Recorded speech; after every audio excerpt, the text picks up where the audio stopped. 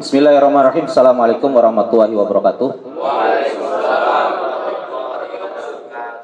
Alhamdulillahirabbil alamin wassalatu wassalamu ala asrofil anbiya'i wal mursalin Sayyidina Habibana Muhammadin sallallahu alaihi wasallam ajma'in, amma ba'd. Alhamdulillah, segala puji hanya milik Allah Subhanahu wa taala, Tuhan seluruh alam, Al-Khaliq yang menciptakan alam semesta ini, manusia dan kehidupan yang ada di dalamnya.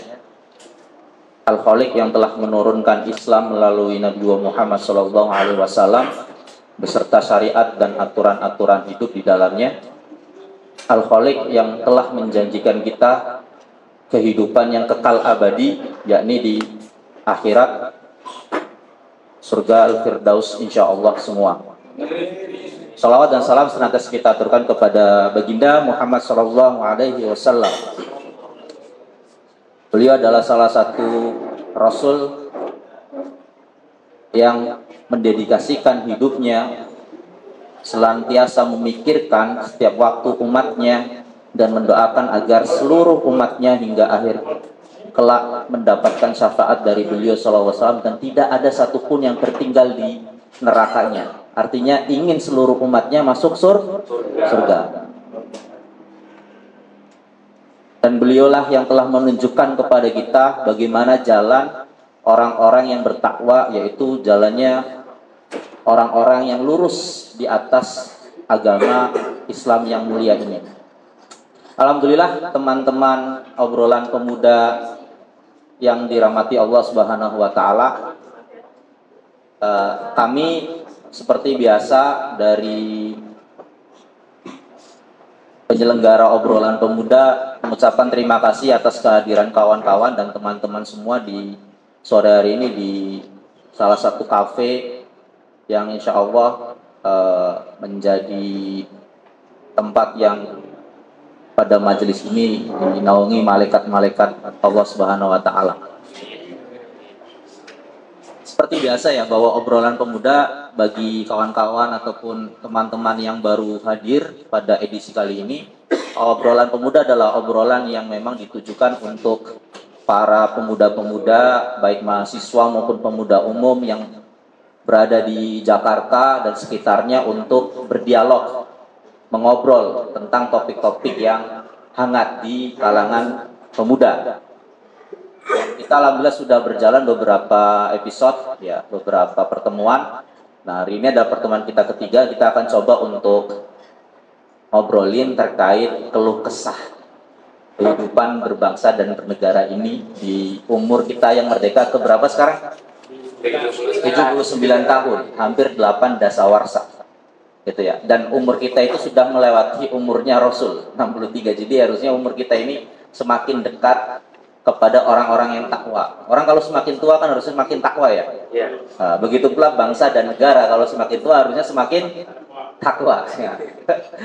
Nah, tapi apakah terjadi demikian? Gitu. Maka ini menjadi salah satu kegelisahan kami untuk mengangkat tema bahwa ternyata ya, para pemuda yang berada di middle class atau level masyarakat society-nya itu pertengahan itu pada takut, khawatir terkait hidupnya di masa depan. Mereka khawatirnya itu apakah nanti 10 tahun ke depan, 20 tahun ke depan, 30 tahun ke depan itu mereka mendapatkan hidup yang layak, pekerjaan yang mudah, kemudian keluarga yang mempunyai tempat tinggal yang layak gitu ya, mempunyai anak, kemudian anaknya mendapatkan pendidikan yang layak. Itu mereka dihantui ketakutan-ketakutan seperti itu. Apalagi dengan kondisi konstelasi kehidupan kenegaraan kita yang berubah dari negara hukum menjadi negara kekuasaan. Artinya kekuasaan itu yang telah mengatur hukum untuk menghukumi rakyatnya. Harusnya kan hukum itulah yang mengatur kekuasaan agar kekuasaan berjalan sesuai hukum dan hukum itu mengatur rakyatnya. Gitu. Jadi rakyat itu menjadi salah satu sudut pandang bagaimana terbentuknya kehidupan berbangsa yang benar-benar dijaga, tumpah darahnya, ya kan, kemudian mencerdaskan kehidupan bangsanya dan ikut ketertiban dunia. Gitu. Artinya apa? Peran menjaga kesatuan, perdamaian dunia itu muncul. Lantas apakah memang negeri ini itu mampu menghadapi itu? Nah, ini kita sore hari ini ditemani dengan biasa ya host kedua saya. Kalau saya host pertama yang punya acara gitu ya. Kalau host kedua ini tukang sapu saya. Jadi kalau saya lupa kan untuk host kedua nih yang ingetin. Nah, host kedua ini Bang Diantara, kemudian kita hadir juga nih salah satu pemantik diskusi kita, obrolan kita sore hari, yaitu abang kita, Bang Farid Syabana. Beliau adalah advokat dan aktivis pemuda. Sedangkan host saya juga ini seorang salah satu akademisi hukum. Jadi kita sore hari ini kita akan banyak ngobrolin tentang hukum. Gitu loh, tentang hukum. Makanya judul pada sore hari ini tema kita adalah Indonesia Jangan Hukum Aku.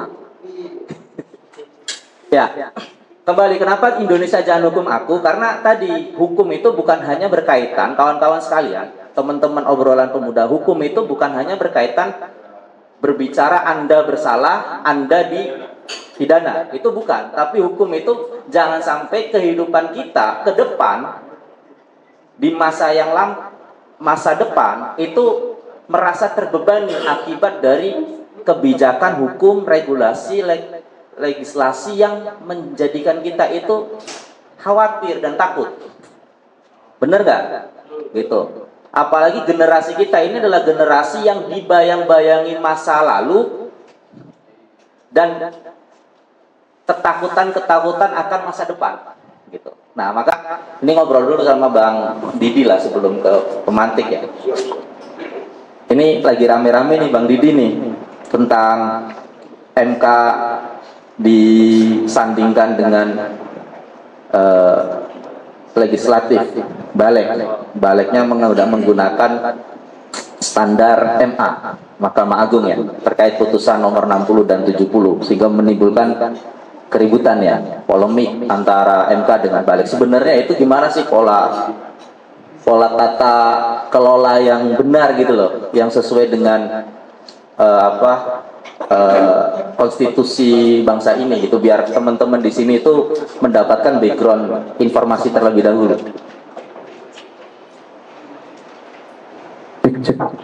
Ya udah. Assalamualaikum warahmatullahi wabarakatuh. Ya, terima kasih Bang Nasruri atas kesempatannya bahwa alhamdulillah, segala puji bagi Allah dan salawat kepada Rasulullah SAW. Ya, berkaitan dengan Mahkamah Konstitusi gitu ya, dan isu-isu yang berkembang di masyarakat akhir-akhir ini gitu ya, apalagi sampai pada ada aksi gitu ya kemarin besar-besaran juga lumayan di depan DPR yang berkaitan dengan Mahkamah Konstitusi terkait dengan keputusannya gitu. Nah, kalau misalkan kita melihat dari tugas Mahkamah Konstitusi itu, kita balik ke belakang gitu ya, latar belakang dibentuknya Mahkamah Konstitusi itu sendiri gitu.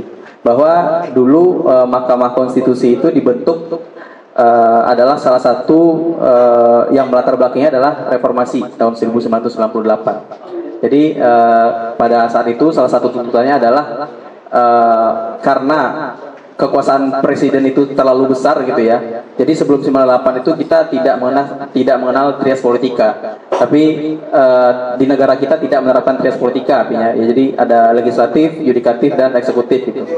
Dimana pada saat itu kekuasaan presiden itu terlalu besar gitu. Nah, makanya salah satu tuntutannya adalah memisahkan 3 lembaga negara. Nah, salah satu kemudian untuk keberjalanan tersebut, maka dilakukanlah revisi atau perubahan atau amandemen Undang-Undang Dasar. Jadi amanat pembentukan Mahkamah Konstitusi itu diatur dalam Undang-Undang Dasar. Jadi Mahkamah Konstitusi itu diatur ketika dilakukannya amandemen yang ketiga pada tahun 2001 gitu ya. Jadi 2001 itu selesai amandemen Undang-Undang Dasar yang ketiga.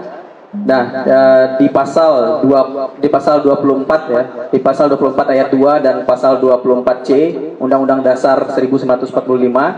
Nah, di situ disebutkan harus dibentuk Mahkamah Konstitusi.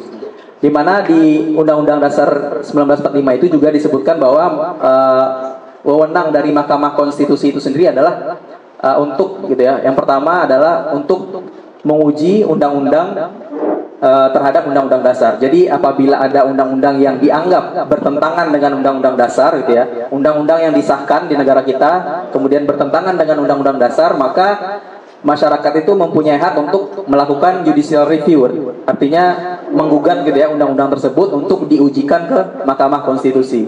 Nah, ini yang mungkin kita lihat ya di beberapa pemberitaan gitu. Salah satunya kemarin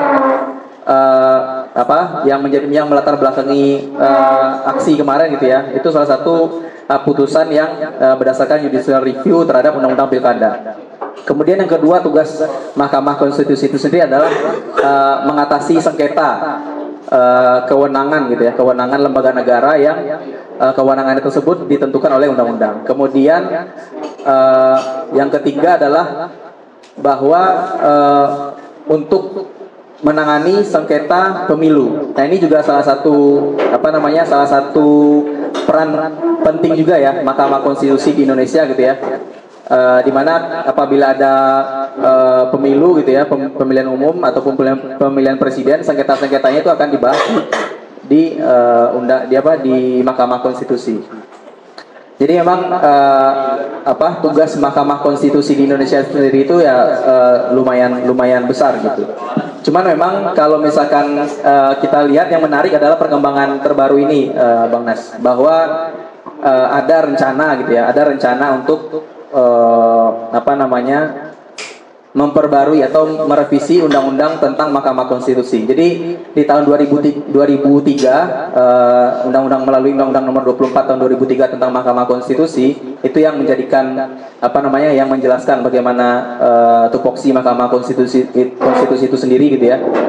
Nah, terbaru ini di tahun 2024 ini ada rencana untuk memperbarui undang-undang Undang-Undang MK ini sendiri, di mana salah satu poin yang diperbarui adalah terkait dengan masa jabatan dari hakim konstitusi, di mana tapi ini masih tahap pembahasan di DPR sendiri, di mana kalau misalkan kita lihat di pemberitaan gitu ya, revisi yang akan dilakukan ini poin-poinnya itu akan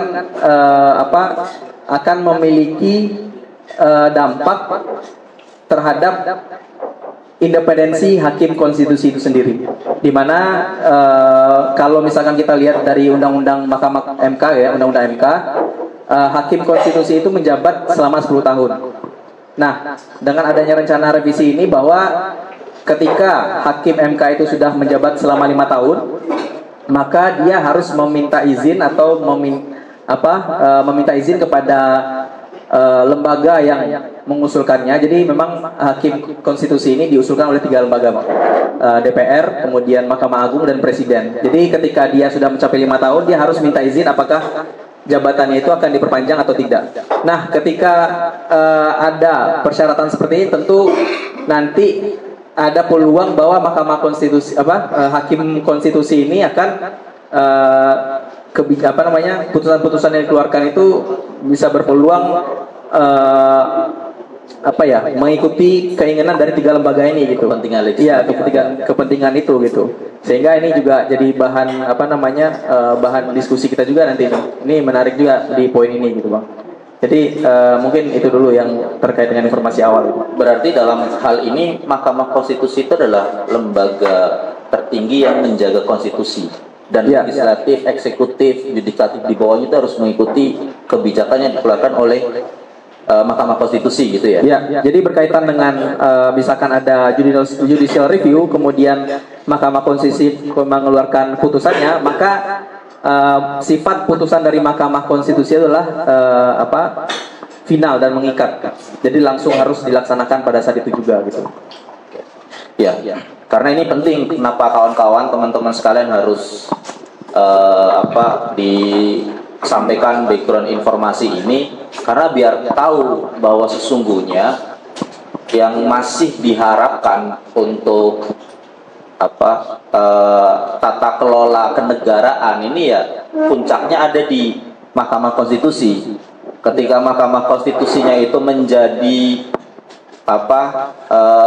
penuh dengan kepentingan legislatif yang mana di dalamnya itu adalah kepentingan para partai politik, para elit-elit politik, maka ke Mahkamah Konstitusi pun itu bisa jadi kita mempunyai hipotesis ya bisa jadi mereka tidak bisa adil karena memiliki kepentingan dari legislatif itu. Tidak hanya legislatif, karena mereka hakim konstitusi itu diusulkan presiden juga sama Mahkamah Agung juga gitu. Ya.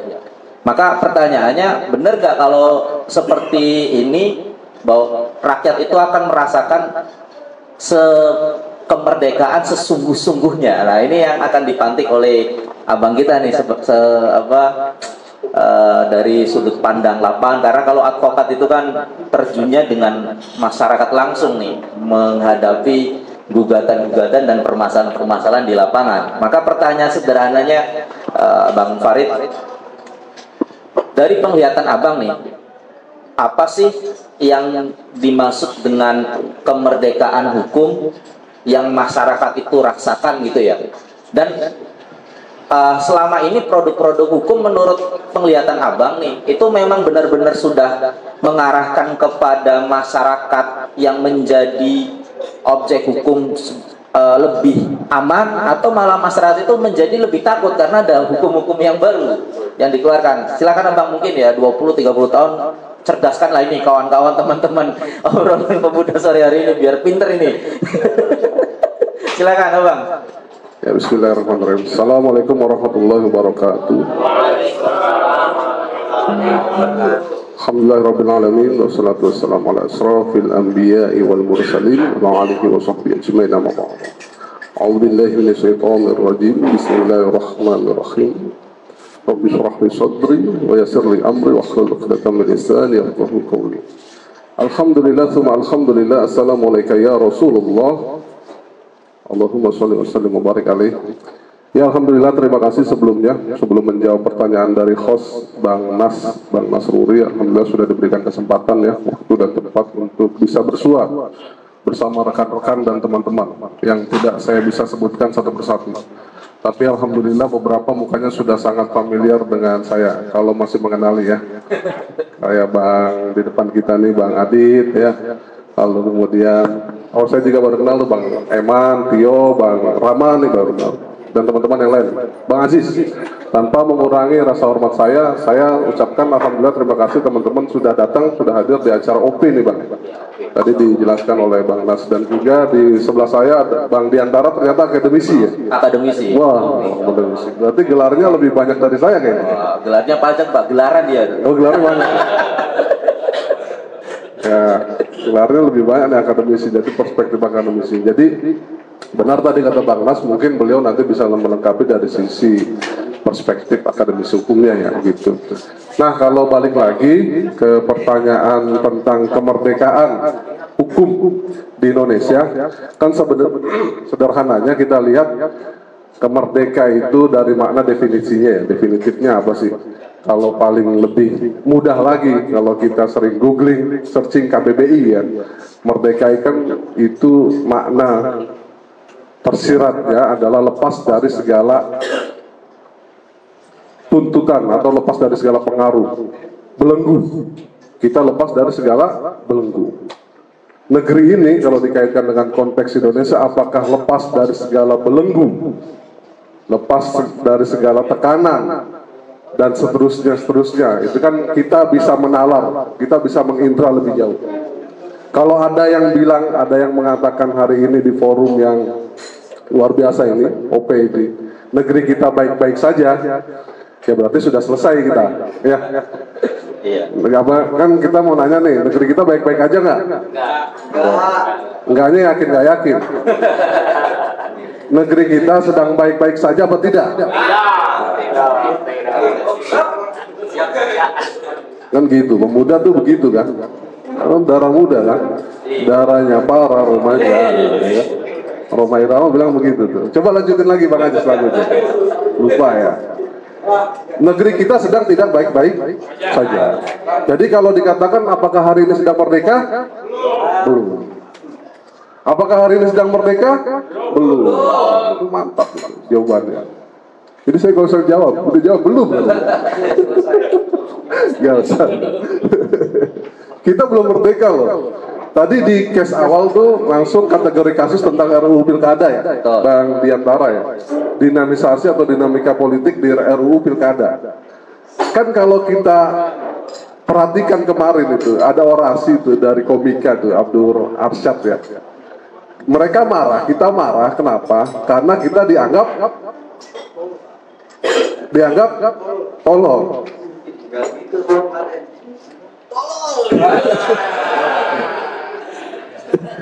Jadi kalau dikaitkan dengan kaum menengah tadi ya, orasinya masuk tuh, relate. Mereka ini komika kemarin itu datang hadir beberapa berkelompok itu karena mereka dianggap tolol. Kalau mereka aja dianggap tolol, kita yang rakyat jelata dianggap tolol apa enggak? Pasti katanya. Tapi antum tolol apa enggak? Enggak. Ya. Karena dianggap tolol, makanya mereka bergerak.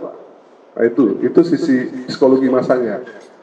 Jadi RUU Pilkada kemarin kan kelihatan sekali kebut-mengebutnya. Ya.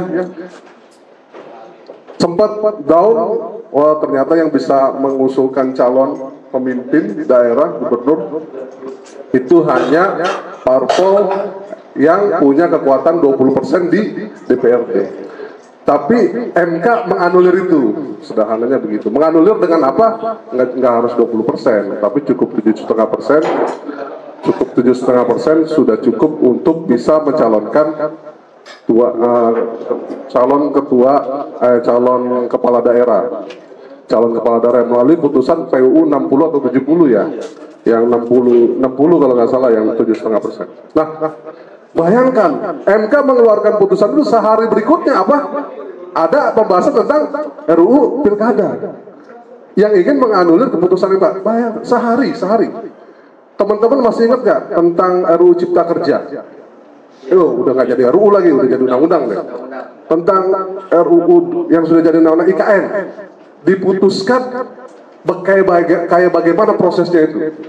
Kan kita seolah-olah dianggap tolol. Mohon izin ya, mohon maaf ya. Kenapa? Karena di RUU IKN kalau ingat itu tengah malam tuh. Ya, kalau tengah malam Bang Ajis masih mulai kopi-kopi dia di Amerika Serikat kopi katanya. Iya. Tapi rakyat jelata yang lain kan sedang tidur. Ya, rakyat jelata yang lain sedang tidur, sedang asik dia. Nah, kalau rakyat yang jelata tapi bermental aktivis kayak Bang Ajis ini, dia tengah malam masih gas, gitu kan? Nah, ketika rakyat kebanyakan sedang asik tidur, mereka malah mengambil keputusan decision yang berakibat terhadap apa? Terhadap nasib bangsa ini. IKN loh bos, itu nggak sederhana, ya. Anggarannya ini besar sekali kan? Pemindahan ibu kota dari Jakarta ke Kalimantan Timur, luar biasa. Cipta Kerja sudah diundang-undangkan, lalu kemudian di judicial review putusan MK membatalkan beberapa jantung-jantung dari undang-undang Cipta Kerja itu. Apa kemudian? Dibuat Perpu, peraturan pengganti undang-undang. Perpu itu yang ngeluarin siapa? Presiden itu kalau di trias politika itu masuknya kemana itu? Eksekutif. Kan ada eksekutif, legislatif, dan yudikatif. Eksekutif siapa? Pemerintah, presiden dan pembantunya. Legislatif, DPR. Yudikatif, kehakiman. Pinter teman-teman. Udah kayaknya udah selesai nih. Udah pinter ini. Kalau kuliah 2 jam udah kelar ini persoalan ini, bangsa ini. Iya, HTN selesai ini. Kan tadi dibilang sama Bang Nas, saya ini latar belakangnya bukan HTN. Advokat itu praktisi. Praktisi itu apa? Di lapangan gitu loh.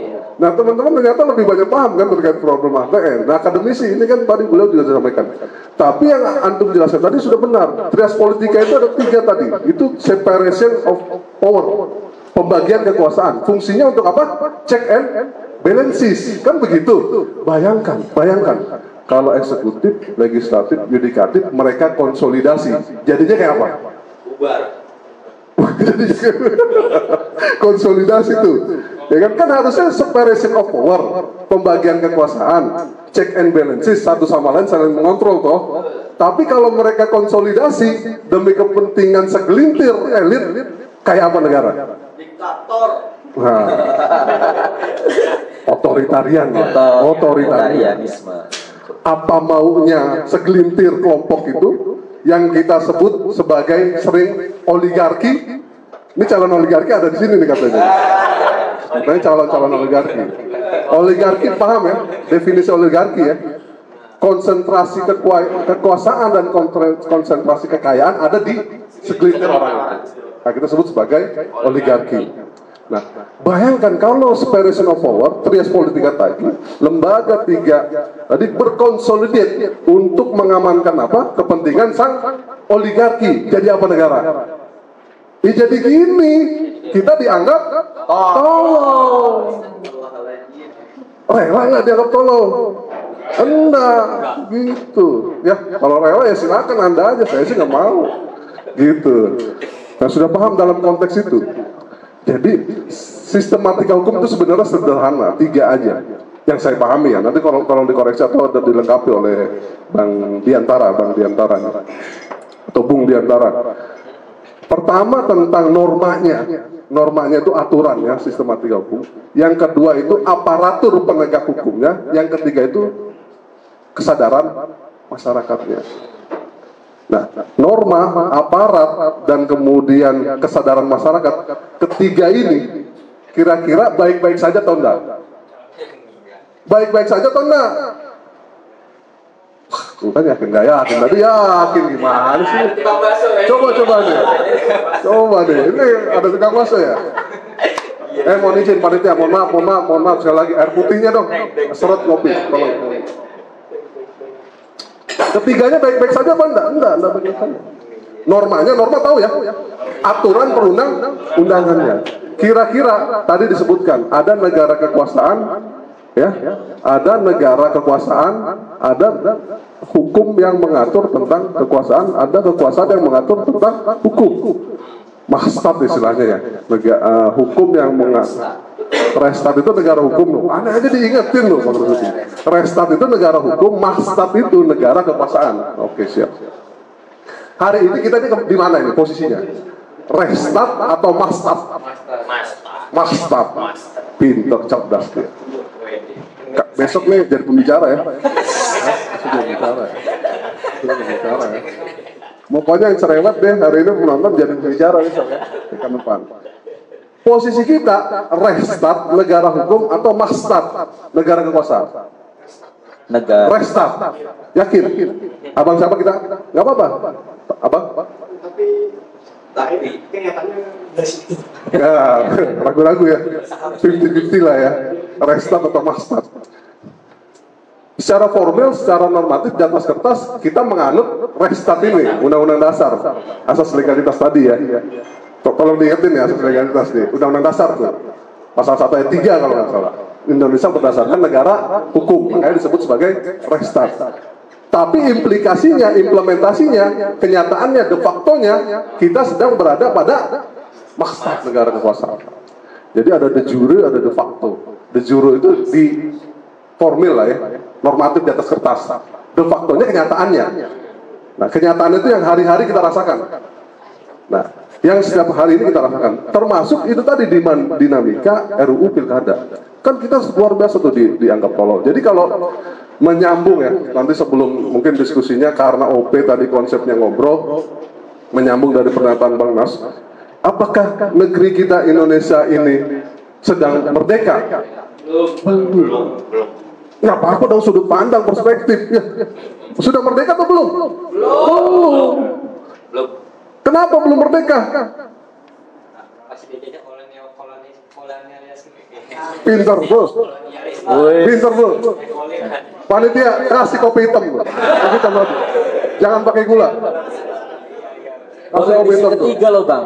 Baru edisi ketiga ini udah pinter-pinter, apalagi sampai edisi banyak kita mencerdaskan kehidupan bangsa di OP ini.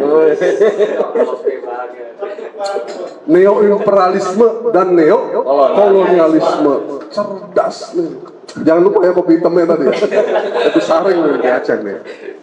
Ya. Jadi itu jawabannya Pak. Ada neo-imperialisme dan neo-kolonialisme. Rinciannya bagaimana mungkin nanti kita jelaskan ketika forum nanti berjalan gitu. Obrolan. Siap, terima kasih Bang. Jadi memang problem utama peradaban Barat modern ini adalah munculnya penjajahan gaya baru. Ini saya harus pakai bahasa yang mudah, Bang. Kayaknya yang belakang itu nggak tahu itu neokolonialisme itu, tahunya neoreklame. Ya, jadi penjajahan gaya baru, yakni bagaimana ideologi kapitalisme itu merubah kebijakan perekonomiannya menjadi libertarian atau liberalisme. Nah, dari liberalisme ini, maka siapa yang mempunyai capital banyak, modal banyak, itu mampu menguasai yang lain. Dan kerusakan dari liberalisme ini itu sudah tidak bisa diobati. Apa kerusakannya dari liberalisme yang sudah tidak bisa diobati? Kira-kira apa? Diem, Bang. Kalau diem berarti masih apa, Bang? Ekonomi tergantung. Berarti kalau diem itu berarti ada edisi berikutnya, Bang. Iya kan? Nah, kalau jawab terus kan berarti udah cerdas, Bang. Oh iya, kalau masih diem itu berarti butuh OP selanjutnya ini, iya kan? Nah, salah satu musibah terbesar dari liberalisme ini adalah ketika pemikiran-pemikiran itu telah memisahkan kehidupan dunia dengan pemikiran agama. Ini kan kerusakan yang paling fatal. Kalau pemikirannya sudah dipisahkan dari nilai ketakwaan agama, maka muncullah kerusakan lingkungan. Ya kan? Kalau lingkungan sudah rusak, bumi sudah rusak, itu bisa dikembalikan nggak? Nggak. Maka yang terjadi adalah apa? Bumi akan menormalisasikan dirinya sendiri dengan cara apa? Seleksi alam. Ya kan? Maka munculnya musibah mungkin itu kalau kata Ebit G. Ade itu adalah salah satu bentuk bumi itu menormalisasikan kehidupan dia sendiri. Kalau banyaknya bencana gitu. Nah, kerusakan ekonomi, kerusakan lingkungan. Kedua apa? Munculnya gap ya antara orang kaya dengan yang miskin, sangat jauh. Apalagi kita orang Jakarta, kalau lewat Sudirman itu bisa beda banget itu. Ya kan? Sudirman itu TB Simatupang, Gatsu tuh. Kalau kita lihat Gatsu tiba-tiba belok ke kanan sini nih, nanti tembus ke Pasar Minggu kan jauh banget itu rasanya kan. Itu udah beda gitu loh. Gap antara kaya dengan miskin. Kemudian permasalahan lagi adalah apa? Munculnya tantangan-tantangan teknologi yang mendisrupsi kehidupan kita. Tatanan sosial berubah. Kemudian munculnya kekuatan mahadasat, mahadata. Ini kita berbicara mahadata nih, maka algoritma kehidupan kita itu sekarang ada di mahadata. Setiap aktivitas kita itu sudah dibaca. Saya itu bisa membaca kebiasaan Bang Farid melalui aktivitas dia dari handphone. Kalau jam 11 malam itu sebenarnya lagi melek, lagi ngapain gitu loh. Ya kan? Kalau Bang Aziz jam 12 malam nggak buka HP dia. Enjoy di ice coffee. Amerika Serikat Coffee, Bang. Gitu kan. Ini nanti episode berikutnya itu disponsori Amerika Serikat Coffee gitu.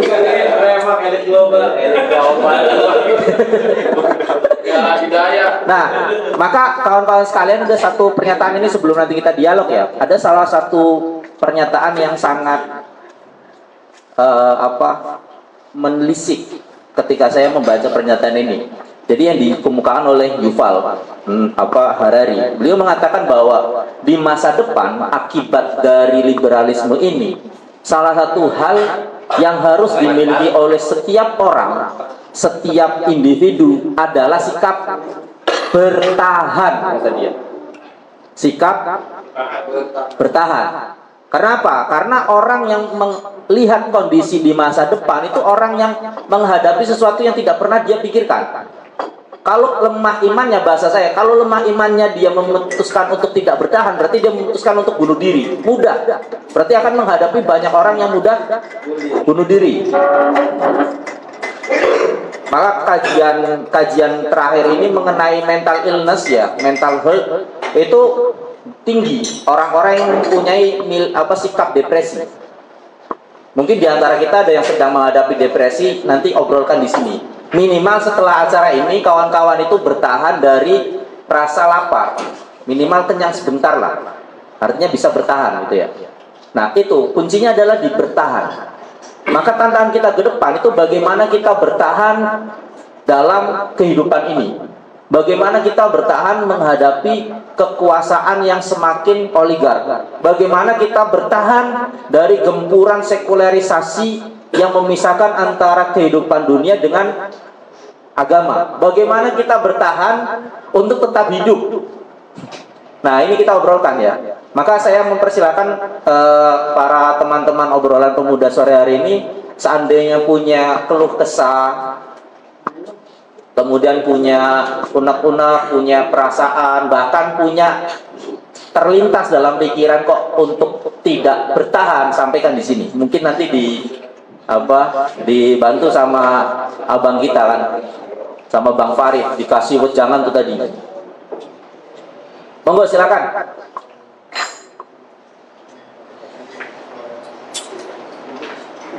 Pak ini jadi diem ini. Ya, monggo. Seperti biasa nama sama asal ya. Bismillahirrahmanirrahim. Assalamualaikum warahmatullahi wabarakatuh. Perkenalkan, nama saya Romi Aljimar dari Bekasi, Cikarang Barat ya. Saya ada pertanyaan ini untuk Bang Farid ya. Abang Farid yang tengah. Ini apa? Saya lupa ya. Baru setengah jam sudah berubah apa? Banyak pikiran ya. Banyak utang ya? Ya Bang, silakan Bang Romi. Lanjutin monggo. Untuk abang pemantik diskusi ini, abang LBH Jakarta ya? Siapa? Ya, sering. Kebetulan nih saya pernah mengikuti aksi itu sengketa ini ya, sengketa agraria ya, konflik agraria itu di Kampung Bulang Cisalak bersama teman saya juga advokat juga itu, advokat senior saya di organisasi. Kebetulan dia punya statement gini, ketika rakyat miskin itu dirugikan maka negara tidak ada aksi ya. Mungkin bahasanya bukan seperti itu ya. Ketika negara miskin dirugikan, dizolimi, maka itu nggak kelihatan sama media. Tapi sedangkan orang-orang menengah atau ke atas itu dirugikan, itu bakal ada aksi, bakal ada pergerakan-pergerakan. Apakah nyatanya tuh seperti itu ya? Sedangkan emang seperti teman-teman saya juga di Samarinda ya. Saya punya teman di Samarinda itu dia aktivis tentang tambang. Sampai sekarang kita tuh tidak tahu menahu gitu. Aktivis tentang tambang, konflik agraria di sana, tentang kelapa sawit. Informasi ke kita itu sangat sulit sekali. Sedangkan itu emang rakyat miskin dirugikan tuh nyatanya di Indonesia itu ya tidak berdampak apa-apa bagi negara gitu. Apa nyatanya seperti itu atau tidak gitu. Ya terima kasih. Baik, terima kasih Bang Romi. Mungkin ini langsung ke Bang Farid aja sebagai pelaku lapangan ini ya. Karena tadi menyangkut peran aksi masyarakat terkait dengan aktivitas-aktivitas di lapangan. Case-nya tadi dua lah. Itu Bang, masalah tambang sama masalah tadi apa satu lagi? Konflik agraria ini. Memang rumit ini agraria. Iya, Bang. Siapa tadi? Bang Romi. Oh, Bang Romi ya. Terima kasih Bang Romi. Sini sebenarnya sudah masuk kategori kasus Bang. Kalau dalam istilah advokasi ya, kasus yang derivatnya ini sebenarnya turunan dari akar masalah. Kalau kita mau bicara agak ini ya, kalau bahasa keren itu helikopter view ya. Tapi ini kategori kasus, nggak apa-apa dibahas sedikit. Dimana nih dampaknya ya, terkait kan dari konteks tambang kecenderungannya teman-teman sebagai korban. Jadi banyak tambang ilegal nih apa? ketika tambang ilegal itu sudah selesai, maka itu tidak ada apa? Saya sebenarnya tidak mengerti ya. Katanya harus ada ditutup atau apa. Sedangkan situ banyak kolam-kolam tambang-tambang itu menggenang kolam dan kolam itu Iya. beracun. Paham. Jadi tidak di sama negara atau apa, itu dibiarkan beracun. Iya, saya kebetulan asalnya dari Kalimantan juga, Kalimantan Selatan, Tanjung Tabalong, daerah selatan itu terkenal memang daerah-daerah eksplorasi juga, salah satunya batu bara dan juga Kaltim. Lama saya di Kalimantan Timur, jadi lubang-lubang yang menganga itu memang itu faktor hari ini yang tidak bisa dihindari. Ya, tapi saya capture dari sisi korban tadi. Korban itu kan abang bilang kalau orang kecil nih atau masyarakat rakyat jelata yang kena dampaknya, kenapa sih tidak se-booming sebagaimana kaum-kaum atau menengah ke atas atau yang melibatkan para kepentingan elit atau oligarki begitu kan, tadi kan konsentrasi ekonomi dan konsentrasi kekuasaan itu wajar.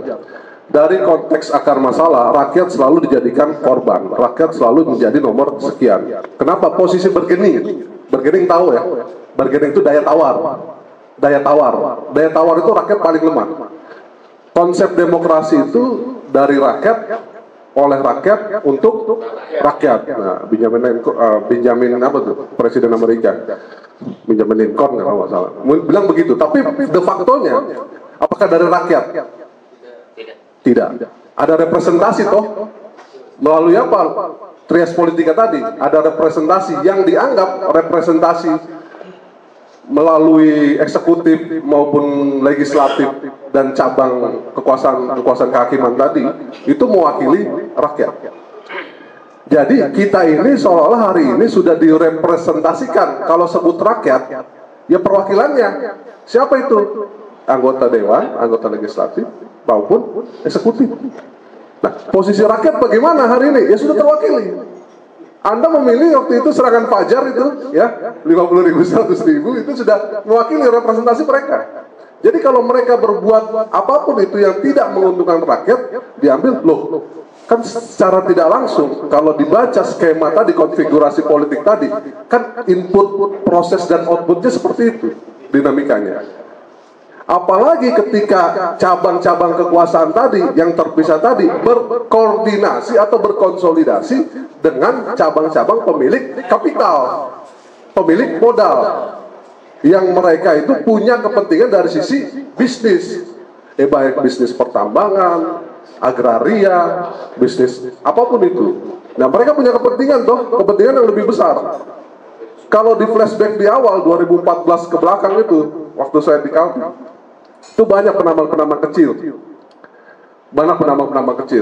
Tapi pergantian rezim, shifting dari SBY ke Jokowi, penambang-penambang kecil itu secara berangsur tidak ada. Tinggal diserahkan kepada penambang-penambang besar. Yang punya apa? Yang punya kekuatan dari sisi kapital dan pengaruh. Nah, itu sederhana aja gitu. Terjadi shifting tuh. Dulu tuh ada penambang kecil. Penambang kecil itu sebenarnya kalau dampak trickle down efeknya, walaupun itu merusak juga, ada ke masyarakat. Dari sisi trickle down effect, ngerti ya trickle down effect ya? Efek menetas dari aktivitas ekonomi yang dilakukan di suatu wilayah. Tapi kemudian tiba-tiba, karena saya dulu pelaku usaha rumah makan dulu, jadi ingat banget di balik papan itu, ketika jam makan siang luar biasa. Luar biasa, silakan. Nah, tapi kemudian ketika shifting terjadi, pergantian terjadi, penambang besar. Nah, yang kita mau capture adalah konfigurasi politiknya hari ini memang rusak. Konfigurasi politiknya rusak. Rakyat itu bargainingnya paling lemah, sangat lemah. Bahkan dipermainkan di beberapa case ya, kategori kasus. Untuk kasus agraria, kalau masuk kategori kasus secara teknis, mohon izin, mohon maaf, yang saya advokasi aja, bahkan terkenal itu slogannya ya, ngurusin tanah ini, persoalan tanah ini, kita keduluan di kubur tanah ya kan, daripada persoalan tanahnya selesai. Persoalan tanahnya masih berlangsung, kitanya udah dikubur tanah karena usia kan, begitu. Karena panjang kali konflik agraria, apalagi di negeri ini, pasti menguntungkan beberapa pihak atau segelintir pihak yang itu punya kekuatan kapital dan konsentrasi kekuasaan. Nah kan pertanyaannya jadi kemudian jadi teknis, bagaimana dong Bang kalau begini? Ya kalau kita bicara kategori case per case, kita akan kelelahan dalam artian apa? Ada skenario besar, ada akar permasalahan yang kita nggak benar-benar sentuh tuh. Nah hari ini mungkin ya Bang Nas dan teman-teman yang lain mungkin itu tadi fundamental atau akar masalahnya itu harus disampaikan ke teman-teman. Ini masalahnya bukan masalah sesederhana kategori case per case tadi, tapi ada akar masalah yang secara sistemik itu berakar dari persoalan ideologis. Itu yang ingin disampaikan. Ini persoalannya bukan kategori kasus output di lapangan, di masyarakat. Enggak sesederhana itu. Tapi ini masalah ideologi. Nah, bagaimana dengan masalah ideologinya? Nanti ada rekan-rekan yang bisa jawab. Walaupun saya tahu teman-teman sebagian besar sudah cerdas-cerdas dan nggak mau dianggap tolol, kan begitu. Tapi nanti nggak apa-apa, kita bahas besar-besar. Itu Bang ya, kalau kategori kasus, apalagi arahan bagaimana, itu mah nanti di luar forum aja, kan begitu ya. Tapi kalau untuk yang lebih besar, saya ingin mengarah tema ini ke akar masalah persoalan. Begitu mungkin Bang Robi. Jadi clue-nya Bang, kalau case per case itu hubungi Bang Farid, nanti dibantu. Ketemu klien gitu. Nanti ada biaya konsultasi. Tidak ini bercanda. Ya, jadi kawan-kawan sekalian, masalah berkaitan dengan perizinan tambang, kemudian kasus agraria ini kita lihat bukan sebatas permukaan saja, kasus permukaan, tetapi memang tadi yang disampaikan sama Bang Farid ya, ini yang latar belakangnya adalah bagaimana undang-undang yang dihasilkan itu ruh di dalamnya. Ruh itu tadi disampaikan sama Bang Farid itu ideologi ketika membuat undang-undang itu. Kalau undang-undangnya didasarkan ideologi kapitalisme liberalisme, maka yang dihasilkan adalah undang-undang hasil dari legislatif yang coraknya pasti kapitalisme liberalisme, menguntungkan siapa yang punya modal dulu, ya kan, yang besar modal. Rakyat yang tinggal di situ pasti jadi korban. Banyak kasus penggusuran, ya kan, kemudian tanah adat, tanah masyarakat akhirnya tergusur, yang harusnya ganti untung jadi ganti rugi gitu ya, rugi saja bukan ganti untung, ganti rugi. Belum kasus deforestasi. Kalau kawan-kawan tahu bahwa Indonesia itu salah satu negara yang menurut catatan para pengamat lingkungan itu deforestasinya paling tinggi gitu loh. Deforestasi itu salah satunya hasil dari aktivitas industri pertambangan, kemudian tadi ya sudah dikeruk, genang air ditinggal, maka terjadi banjir bandang di Kalimantan yang berhari-hari kan. Nah, itu adalah problem bangsa yang dirasakan oleh rakyat. Tapi masalah utamanya itu bukan hanya problem permukaannya. Ruh ideologi ketika hukum itu dibikin itu memang sudah menggunakan ruh ideologi kapitalisme liberalisme, dan hasil hukumnya itu sesuai dengan prosedur mekanisme pembuatan hukum itu sesuai, langkah step-stepnya sesuai gitu loh. Jadi yang mau dituntut apa gitu loh, kalau prosedurnya benar gitu Bang ya. Tetapi ruh ideologinya itu yang keliru, ya hasilnya pun pasti akan tidak sesuai dengan apa yang dikehendaki oleh rakyat, ruh ideologinya. Nah maka kita lanjut ngobrol aja kali Bang ya. Siap. Daripada nanti saya jadi mulia umum kawan-kawan kayaknya. Ya silakan kalau ada yang mau ini memberikan perspektifnya, sudah di-trigger nih ruh ideologi itu. Ya, silakan. Ya, belakang Bang Tim minta tolong dibantu.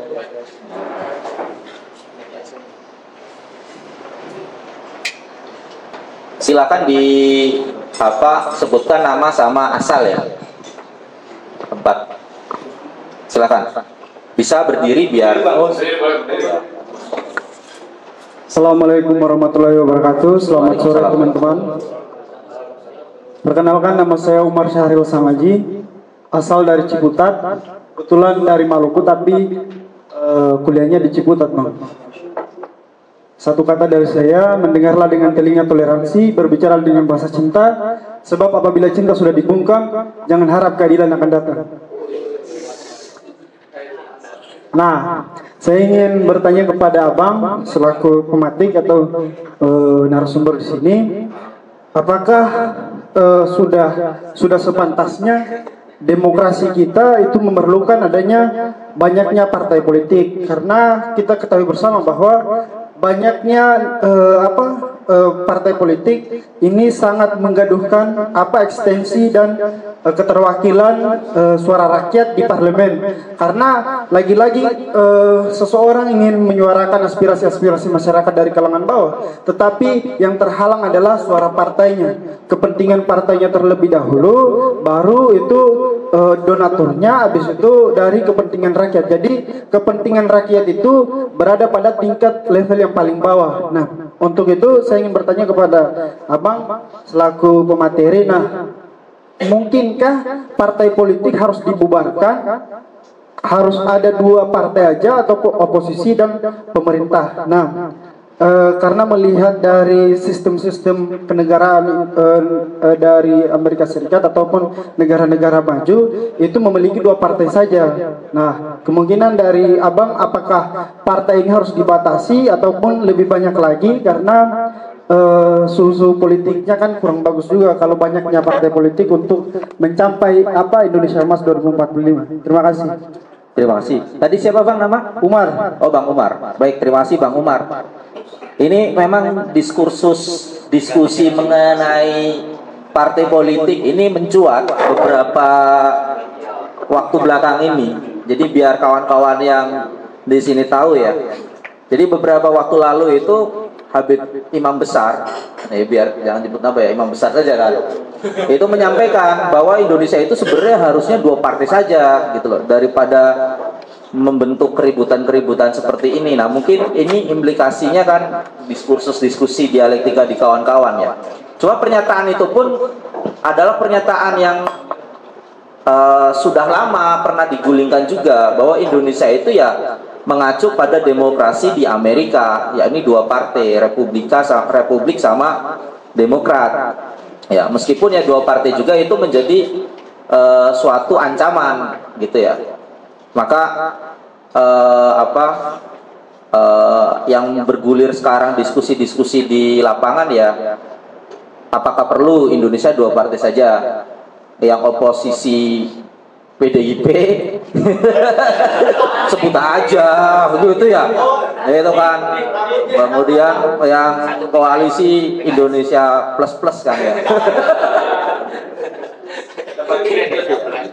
Karena 3 dari perubahan sudah masuk, kemudian 2 dari koalisi 03 ikut-ikutan masuk kan, berarti plus gitu kan. Jadi bukan Kim plus gitu. Nah, monggo silakan, mau Bang Didi atau Bang Farid?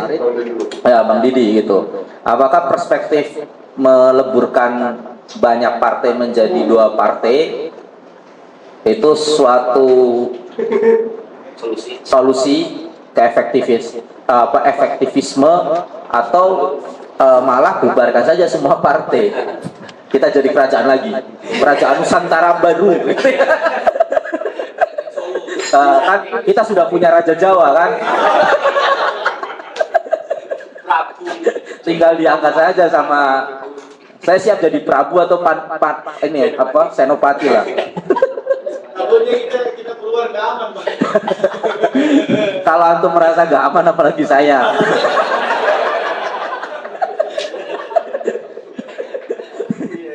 Ya, silakan Bang diantara. Ya, terima kasih atas pertanyaannya Bang. Ya, ini juga menarik ya, bahwa memang kalau misalkan kita lihat dari sejarah di Indonesia gitu ya, memang di awal-awal pendirian Indonesia itu ya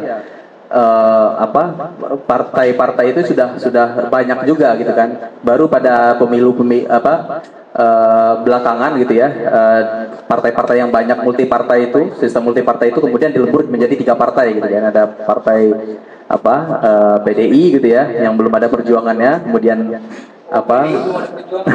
ya, kemudian P3 dan Golkar gitu ya. Nah, itu kan ada 3 partai dulu tuh yang dilebur gitu ya. Nah, kemudian kalau misalkan kita lihat lagi setelah reformasi gitu, baru di sistem multipartai di Indonesia diberlakukan lagi, di mana banyak gitu ya dibentuk partai-partai baru, partai-partai politik baru. Nah, kalau menurut saya permasalahannya itu ya balik lagi ya, tadi seperti kalau misalkan kita kaji dari apakah efektif gitu ya, apakah efektif partai ini banyak atau tidak ya. sebenarnya bukan terletak dari banyak atau tidak partainya kalau pandangan pribadi saya. Kalau misalkan terkait dengan aspirasi yang disampaikan oleh masyarakat gitu ya, itu terhalang ya. Ini kalau menurut saya diskursusnya tuh dimulai dari pada saat ditentukannya ambang batas gitu ya, di mana ambang batas 20% itu. Jadi partai-partai banyak, tapi untuk menentukan, misalkan untuk mencalonkan dan segala macam itu dibatasi gitu. Nah kalau misalkan memang konsisten gitu ya dengan kebijakan multi partai, ya seharusnya tidak ada kebijakan ambang batas ini tadi gitu, sehingga semua partai itu bisa mencalonkan. Kalau misalkan dalam hal ini kita bahas tentang pilkada gitu ya.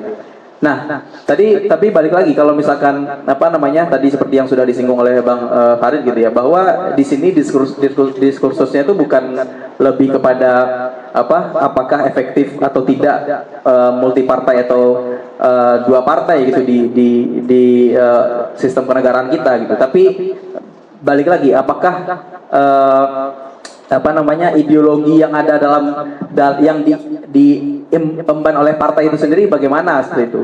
Apakah dia itu kalau misalkan memang ideologinya walaupun banyak partai gitu ya, tapi ideologinya yang diemban oleh mereka itu ya bermasalah, ya ujung-ujungnya tetap aja gitu meskipun partainya banyak seperti itu. Ataupun misalkan dua partai juga tetap aja gitu. Jadi sebenarnya inti permasalahannya itu bukan di banyak atau tidaknya partai di semua negara seperti itu. Mungkin itu jawaban dari saya, Bang. Bang Farid ada tambahan ini kayaknya gitu. Monggo Bang Farid. Jadi saya mulai dari mungkin kalau di tahun 2022 itu ada rilis Indonesia itu indeks korupsinya itu peringkat 110 di antara 180. Berarti kan cukup tinggi ya. Peringkat 110 di antara 180. Yang ingin saya katakan adalah Bang Umar ya. Terima kasih Bang Umar. Jadi mohon izin, walaupun saya nggak harus izin ya bicara ya, tapi saya mohon izin.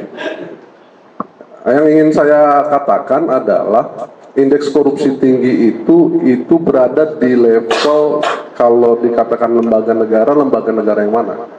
Trias politika tadi, eksekutifkah, legislatif, atau yudikatif, kekuasaan kehakiman. Nah, di mana itu indeks korupsi itu kemudian hadir?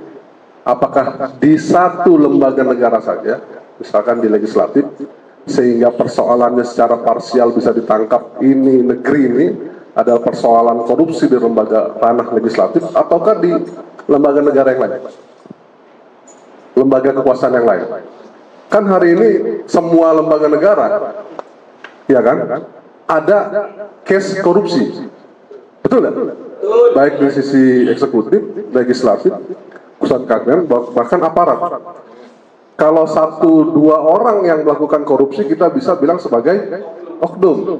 Kalau banyak apa namanya? Kalau banyak kita bilang apa? Kita mau ngeles bahasa apa kalau banyak ya? Kalau banyak kan lebih dari 1-2, mungkin puluhan. Masa masih kita bisa bilang kumpulan oknum? Kan nggak begitu juga. Berarti yang ingin saya katakan ada masalah yang lebih nyata, ya ini masalah yang sistemik. Nah itu poinnya.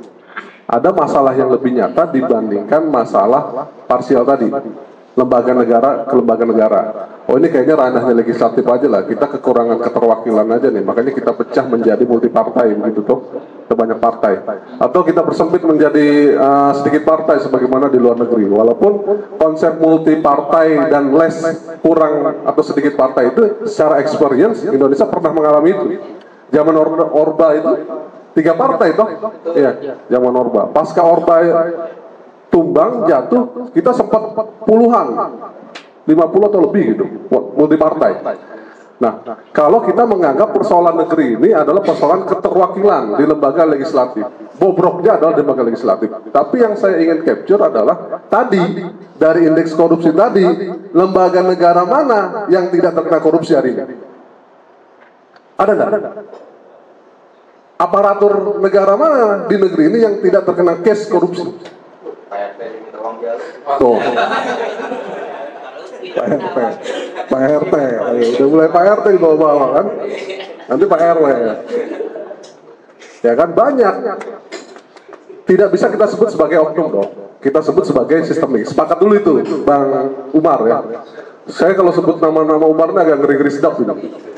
Kalau tadi bilang Raja Jawa ngeri-ngeri sedap, Bang Umar ini ngeri-ngeri sedap. Jadi gitu Bang. Persoalannya persoalan sistematis, persoalan sistemik. Ya, kita capture dari sisi itu. Ini bukan persoalan yang kita bisa belah menjadi produknya. Walaupun itu tadi produknya rusak. Sampai saya sepakat dengan Bang Diantara tadi. Contohnya threshold, ambang batas. Threshold itu kan ambang batas. Ambang batas partai bisa mencalonkan gubernur, kepala daerah maupun kepala negara, begitu ada ambang batasnya kan. Itu produknya siapa? Partai politik, kan begitu.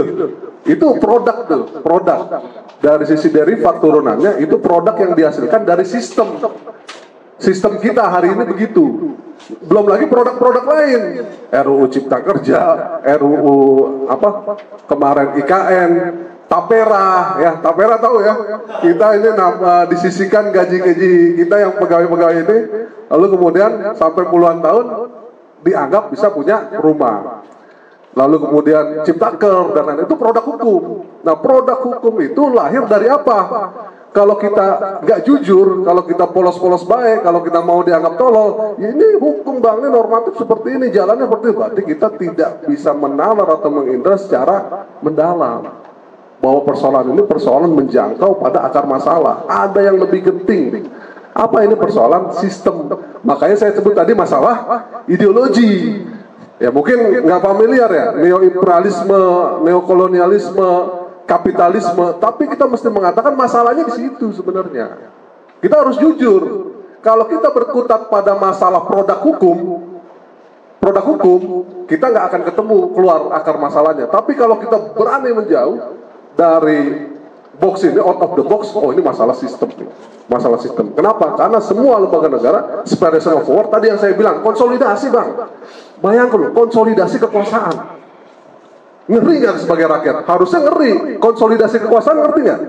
Tadi lembaga-lembaga tadi berkonsolidate untuk membuat produk yang menguntungkan penguasa.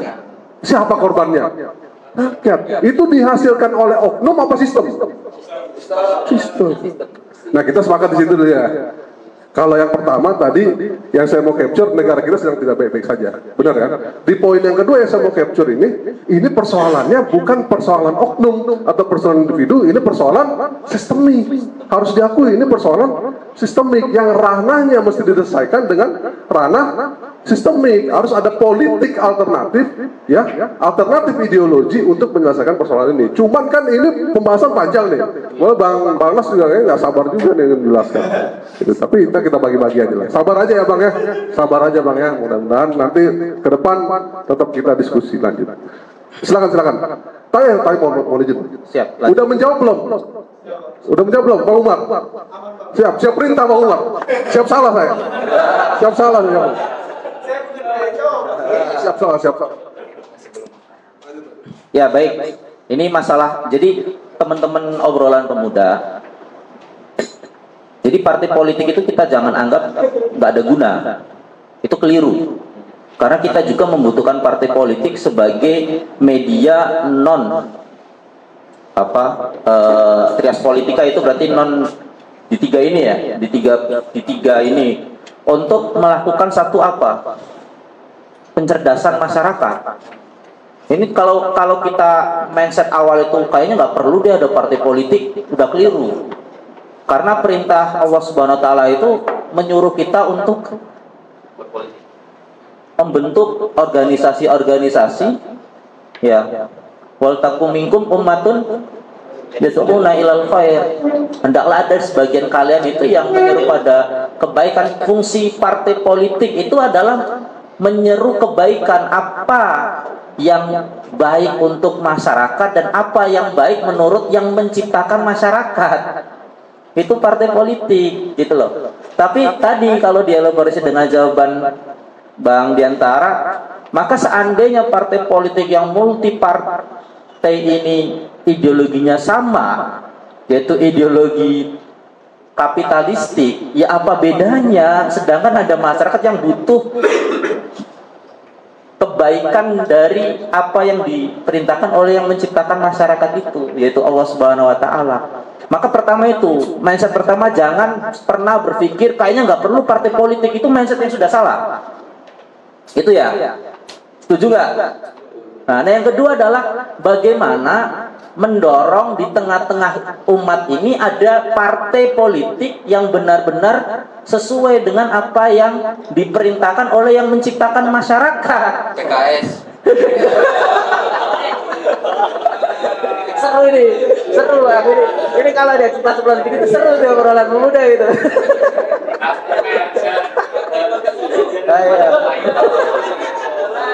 Seru ini. Jadi diam-diam nunggu momen.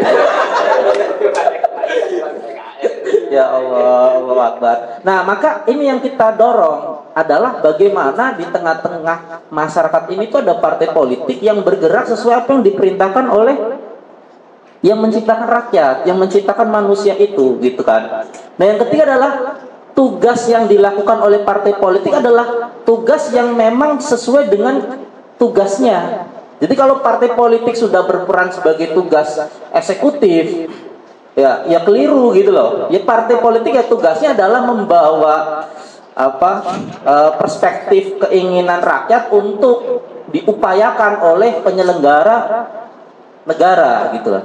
Itu. Nah, masalahnya di dalam sistem tadi, Bang Farid sampaikan, di dalam sistem yang kapitalistik sekarang ini, partai politik pun tidak lepas dari kritik. Maka nanti kawan-kawan silahkan baca di salah satu buku yang cukup populer ya, biar ada sedikit kayak akademisi saya, biar jangan kalah sama Bang Diantara kan. Nah, di buku How Democracy Die itu disampaikan salah satu penyebab masuknya para pemimpin demagog, ya salah satunya ini kan Bapak Mulyono. Ya, maka salah satunya itu adalah ketika peran partai itu tidak mampu menjadi gerbang memfilter orang-orang terbaik untuk memimpin masyarakat, tetapi peran partai politik melahirkan kandidat-kandidat yang ternyata mereka itu demagog, sehingga masyarakat itu tidak mempunyai pilihan untuk memilih calon pemimpin yang baik gitu loh. Jadi demokrasi sekarang itu adalah demokrasi yang melibatkan masyarakat hanya pada proses pemilihan wakil atau pemilihan penguasa. Setelah itu tidak ada demokrasi. Yang ada adalah konsolidasi pimpinan elit global. Ngeri nih kalau ini kebanyakan baca Armageddon kayak gini nih. Keluar 2045 kiamat. Nah, maka kawan-kawan sekalian, di situ adalah peran partai sekarang itu adalah mereka tidak menjadi gerbang untuk memfilter orang baik, tetapi menunjukkan calon-calon pemimpin yang itu demagog, yang masyarakat itu tidak punya pilihan. Nah, ini makanya kami sebut sebagai proses penghancuran demokrasi yang telah hancur. Jadi demokrasi itu sudah hancur, dihancurkan gitu loh. Nah, lantas apakah demokrasi itu bisa dikembalikan baik? Enggak, karena demokrasi itu menurut Lincoln, ya.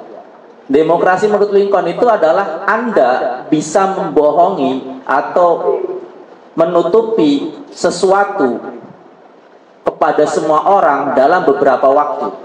Dan Anda bisa membohongi dan menutupi sesuatu terhadap sebagian orang untuk selamanya. Tetapi menurut Lincoln, demokrasi itu tidak mampu menutupi dan membohongi sebagian orang untuk selamanya. Artinya apa? Sejak awal itu sudah penuh kebohongan. Gitu. Itu abang-abang, kawan-kawan, teman-teman. Ya, biar sekilas. Jangan ada mindset kita bubarkan partai saja nggak guna gitu. Keliru nanti. Nanti kawan-kawan jadi anarko itu. Gitu loh. Ya, silakan. Jadi juga bukannya saya tak mau adanya partai politik. Tapi dalam sistem demokrasi itu, kalau ingin mencapai negara maju itu, sistem partainya dibatasi. Karena menurut pemahaman Pak Soeharto waktu zaman Orde Baru itu, sistem kepartaian kalau terlalu banyak itu mengganggu eksistensi negara untuk menjadi negara maju. Bukan hanya saja absen alergi terhadap partai politik, tetapi kenyataannya dan sehingga semada sulitnya kan berbeda. Artinya bahwa kekaryaan ataupun undang-undang yang dilahirkan oleh anggota legislatif itu kontradiksi dengan kepentingan rakyat. Nah, kepentingan rakyat itu di bawah sekali. Nah, terkadang kita indeks kepercayaan masyarakat itu kan di dalam lembaga negara itu yang paling pertama yang sulit dipercaya sama masyarakat adalah anggota legislatif. Nah, bukan saya alergi terhadap partai politik, tapi kenyataannya banyak kebijakan negara ini bukan diambil dari aspirasi masyarakat, tetapi aspirasi Kongo, aspirasi ketua partai. Nah, kemudian hal yang tidak bisa diselesaikan sama anggota legislatif adalah undang-undang perampasan nasib. Karena undang-undang perampasan nasib ini bisa menjadi pembatas untuk setiap semua orang untuk tidak melakukan korupsi. Nah, undang-undang perampasan nasib itu kan sudah digaungkan jauh-jauh hari, tapi kenyataannya kan terhambat oleh ketua-ketua partai, karena legislatif ini kan berasal dari partai. Kemudian bukan hanya lembaga yang disalahkan, tetapi oknum-oknumnya ataupun zaman-zamannya. Terima kasih. Ya, baik. Jadi garis besarnya memang kita sudah sepakat bahwa sekarang partai politik di isinya adalah elit-elit kepentingan. Betul kan? Sehingga partai politik tidak membawa aspirasi masyarakat, sudah titik di situ, sudah sepakat semua nih. Ya kan? Dan prinsip kedua adalah semua partai politik sekarang itu elitnya itu pada rakus. Ya. Manusia kan memang diciptakan untuk mempunyai sikap rakus. Kalau dikasih 2 gunung emas saja pingin gunung emas yang ketiga kan gitu kan. Gitu. Karena apa? Karena mindsetnya kapitalistik.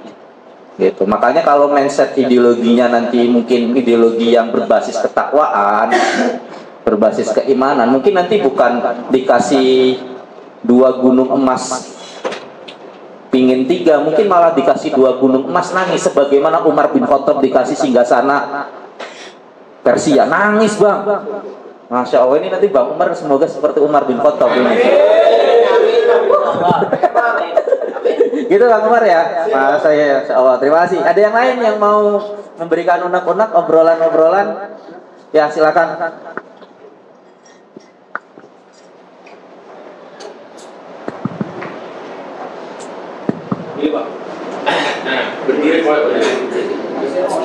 Assalamualaikum warahmatullahi wabarakatuh. Perkenalkan, nama saya Rahman dari Tangerang. Saya ingin bertanya, apabila terjadi ketidakstabilan politik ataupun ekonomi, apakah kita melakukan demo itu adalah hal yang paling baik, ataupun ada cara yang lebih baik lagi untuk menghentikan kejadian tersebut? Karena kan dari kemarin kita ngelihat ada ketidakstabilan politik, kemudian kita mendemo, yang dahulu juga mendemo gitu. Apakah ada cara lain gitu yang lebih baik untuk menghentikan tersebut? Mohon jawabannya. Sekian. Assalamualaikum warahmatullahi wabarakatuh. Waalaikumsalam. Langsung ditanggapi sama Bang Farid karena beliau itu salah satu tukang demo.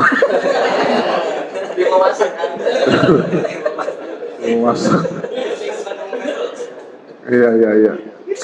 Ya tukang demo, benar tukang demo. Bahkan pernah jadi demo bayaran juga pernah saya. Dulu saya kuliah 2008 bang, 2007-2008 awal-awal masuk pergerakan, saya kira idealis gitu kan. Ternyata pulang dari orasi atau pulang dari aksi, dipanggil di kabar sama senior, Farid, iya, gimana bang? Nirit, 50.000 bagi 2 ya. Oh ternyata dibayar ya, saya kaget juga. Itu fakta ya, maksudnya experience saja. Tadi secara konsep, demo atau aksi massa itu merupakan saluran yang ingin atau yang dipakai dipergunakan oleh masyarakat ketika saluran-saluran lain macet, kan gitu. Macet dalam artian ada ketidakstabilan, bahasanya Bang Rahman tadi, dari sisi politik dan sisi ekonomi. Nah, itu udah cakep, udah betul. Ketika ada ketidakstabilan politik dan ekonomi, ketidakstabilan ini kan dimaknai ada aspirasi yang macet nih. Masyarakat nggak ada penyambung lidahnya. Masyarakat bingung mau kemana. Ke anggota pejabat atau dewan dianggap tidak atau belum menyampaikan aspirasi. Makanya turun ke jalan, itu sah-sah aja. Bahkan kalau secara normatif, aturan perundang-undangan itu dilindungi bahkan oleh undang-undang yang berlaku hari ini. Itu dilindungi aktivitas itu. Aduh, maaf, pilek deh. Jadi itu Bang, sebenarnya secara normatif dilindungi. Yang pertama itu. Yang kedua, apakah ada cara lain? Nah, pertanyaannya begitu ya. Apakah ada cara lain? Kita justru mungkin teman-teman berpikir ada cara mekanisme lain nggak?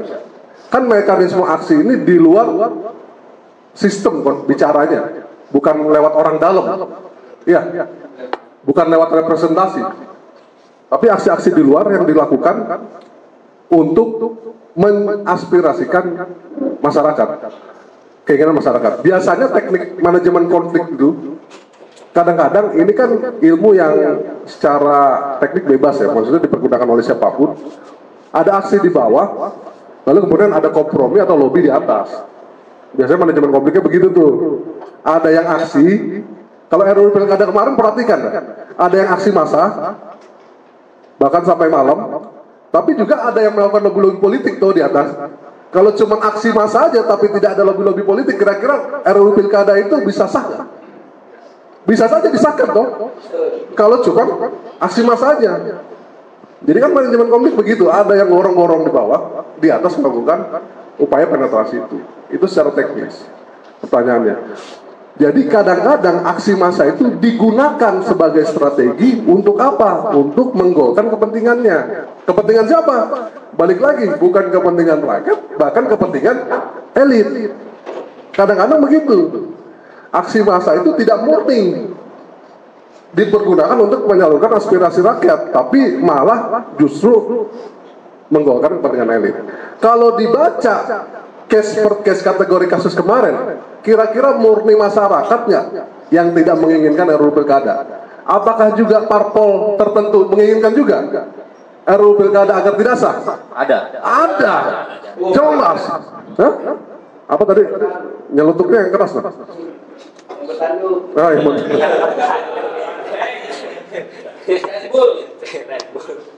Jadi aksi massa itu secara konsep sah-sah aja.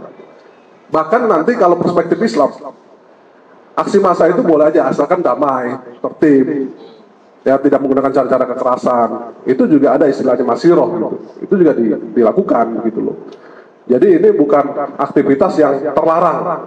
Jadi kalau masih mau aksi silakan gitu.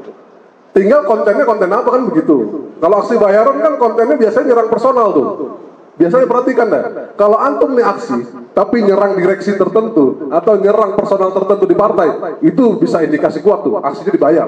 Kalau tiba-tiba kucuk-kucuk antum demi rakyat, atas nama rakyat, saya mengencam si A, si B, si C, itu ada kepentingan di baliknya, lawan politiknya. Terus antum lugu gitu, polos-polos saja, gue ikutlah, ini aspirasi rakyat. Ternyata dibayar ujung-ujungnya, kan begitu. Itu secara konteks. Ya silakan, Bang Diantara melengkapi. Ya. Dilengkapi Bang. Pokoknya lengkapi aja Bang. Uang sapu. Oh ya. Tadi pertanyaan dari Bang siapa? Rahman ya, Bang Romi Bang. Ya, jadi secara prinsip bahwa penyampaian pendapat di muka umum itu adalah suatu hak setiap warga, setiap rakyat, ya warga negara. Jadi tidak boleh dilarang dan tidak boleh untuk dipaksa bubarkan. Tetapi ada mekanisme peraturan terkait tata tertibnya, kan gitu. Nah, bagaimana teknis pelaksanaan? Maka dalam hal ini yang membedakan adalah tadi Bang Farid sampaikan kepada kita sedikit men-trigger menggelitik pemikiran kita biar lebih, itu adalah tema-tema apa yang diusung, topik-topik apa yang diusung itu menandakan apakah itu aksi yang benar lahir dari kegelisahan, dari advokasi terhadap rakyat, atau itu aksi yang ditengarai, ditunggangi oleh kepentingan tertentu yang tadi disampaikan adalah aksi bayaran. Jadi tidak semua aksi kita harus menjelaskan bahwa semua aksi itu pasti dibayar, enggak, karena bisa jadi ada aksi yang memang lahir dari kegelisahan, kemudian adanya advokasi dari masyarakat, ya, agitasi dengan masyarakat dan lain-lain, sehingga muncul isu yang harus dibawa dan mereka benar-benar ikhlas, ada, gitu ya. Tapi ada juga memang yang secara fakta tadi disampaikan Bang Farid juga dibayar, setelah aksi dikasih nasi kotak dan dikasih uang, gitu kan. Ya ada gitu loh. Cuma kita jangan mengeneralisir bahwa semua aksi itu adalah bayaran, enggak. Itu yang pertama. Yang kedua, bagaimana seharusnya aksi itu dilakukan? Seandainya kita semua di sini adalah seorang Muslim, maka aksi itu telah dicontohkan oleh Baginda Shallallahu Alaihi Wasallam ketika beliau masih di Makkah. Ada yang disebut sebagai iklan. Ketika Allah perintahkan agar Rasul itu berdakwah secara terang-terangan, fasda bima ta'marun fa'arid anil musyrikin. Apa yang dilakukan oleh Nabi Shallallahu Alaihi Wasallam? Mengumpulkan seluruh sahabat, kemudian membentuk barisan, ya, barisan jalan, ya, memanjang, kemudian berjalan mengelilingi Ka'bah dan sebagian kota Mekah. Dan itu adalah bagian dari aksi massa. Ini di Sirah Ibnu Hisham, itu bagian dari aksi Rasulullah untuk menampakkan bahwa di tengah-tengah itu ada kaum Muslim yang sedang menyerukan tentang Islam. Karena seruannya itu ya Allah, Allah, Allah gitu loh. Nah, maka kawan-kawan sekalian, teman-teman obrolan pemuda, Islam pun akhirnya mengatur bagaimana aksi massa yang harus dijaga. Yang pertama adalah seruannya adalah seruan yang lahir dari ikatan terhadap syariah itu. Apakah terjadi penyelewengan terhadap syariah yang dilakukan oleh penguasa, ataupun ya ada dorongan-dorongan yang mengingatkan gitu ya, mengingatkan penguasa agar ini dilakukan. Jadi ada kezoliman diaksiin, ada nasihat juga bisa dinasihatkan melalui aksi. Itu yang pertama. Yang kedua adalah apa tadi disampaikan, harus tertib. Kalimat-kalimat yang disampaikannya pun terjaga, jangan sampai kalimat-kalimat yang muncul itu adalah kalimat-kalimat yang kasar, gitu kan. Terus apa? Tidak boleh anarki, merusak fasilitas umum, merusak fasilitas pribadi. Ini kan sesuatu yang bukan karakter umat Muslim, gitu loh. Jadi ini pun dorongan kepada kawan-kawan mahasiswa, siapapun itu, gerakan manapun, aksi itu tertib dan tidak anarkis. Karena jangan sampai merusak fasilitas umum dan ataupun bahkan merusak fasilitas pribadi, gitu loh. Ini kezoliman. Gimana mau menghilangkan kezoliman? Langkah yang dilakukan adalah kezoliman, gitu loh. Nah, melalui obrolan pemuda ini harapannya kawan-kawan aksi silakan. Bahkan seandainya itu muncul karena masyarakat dizolimi, itu harus aksi, gitu loh. Tapi ya jangan merusak, baik itu fasilitas umum maupun fasilitas pribadi. Karena hanya orang zolim yang melakukan kezoliman. Clear ya? Insya Allah yang masalah itu ya. Adapun masalah tadi ada nggak cara yang lain? Ya cara yang lain adalah antum menjadi penguasa melalui cara yang benar, kan gitu. Gimana cara yang benar? Gimana model politik soalnya? Gitu. Karena ini berkaitan kebijakan, yang membuat kebijakan itu adalah orang yang berkuasa, gitu kan. Kan kita sekarang kan sebagai rakyat jelata ya. rakyat jelita dan jelata. Baik, gimana? Berarti demo itu jatuhnya seperti sunnah, karena sunnah itu kan apa yang dilakukan oleh Rasulullah kemudian umatnya mengikuti. Ya kan tadi kan katanya Rasulullah itu melakukan aksi bersama keliling Ka'bah kemudian ke kota Makkah kan dalam bentuk ya menyalurkan aspirasi lah bahasanya gitu. Berarti apakah itu sunnah jatuhnya? Kalau aksi yang dilakukan mengikuti apa yang dilakukan oleh Rasul, berarti kita sedang berada di jalannya Rasul. Zaman sahabat memang. Zaman sahabat. Saya tidak menjelaskan aksi itu adalah sunnah. Kalau ngomong aksi itu adalah sunnah, kalau ada aksi yang anarki, nanti menjelaskan aksi anarki adalah sunnah Rasul. Saya tidak mau terjebak pada penggiringan seperti itu. Kita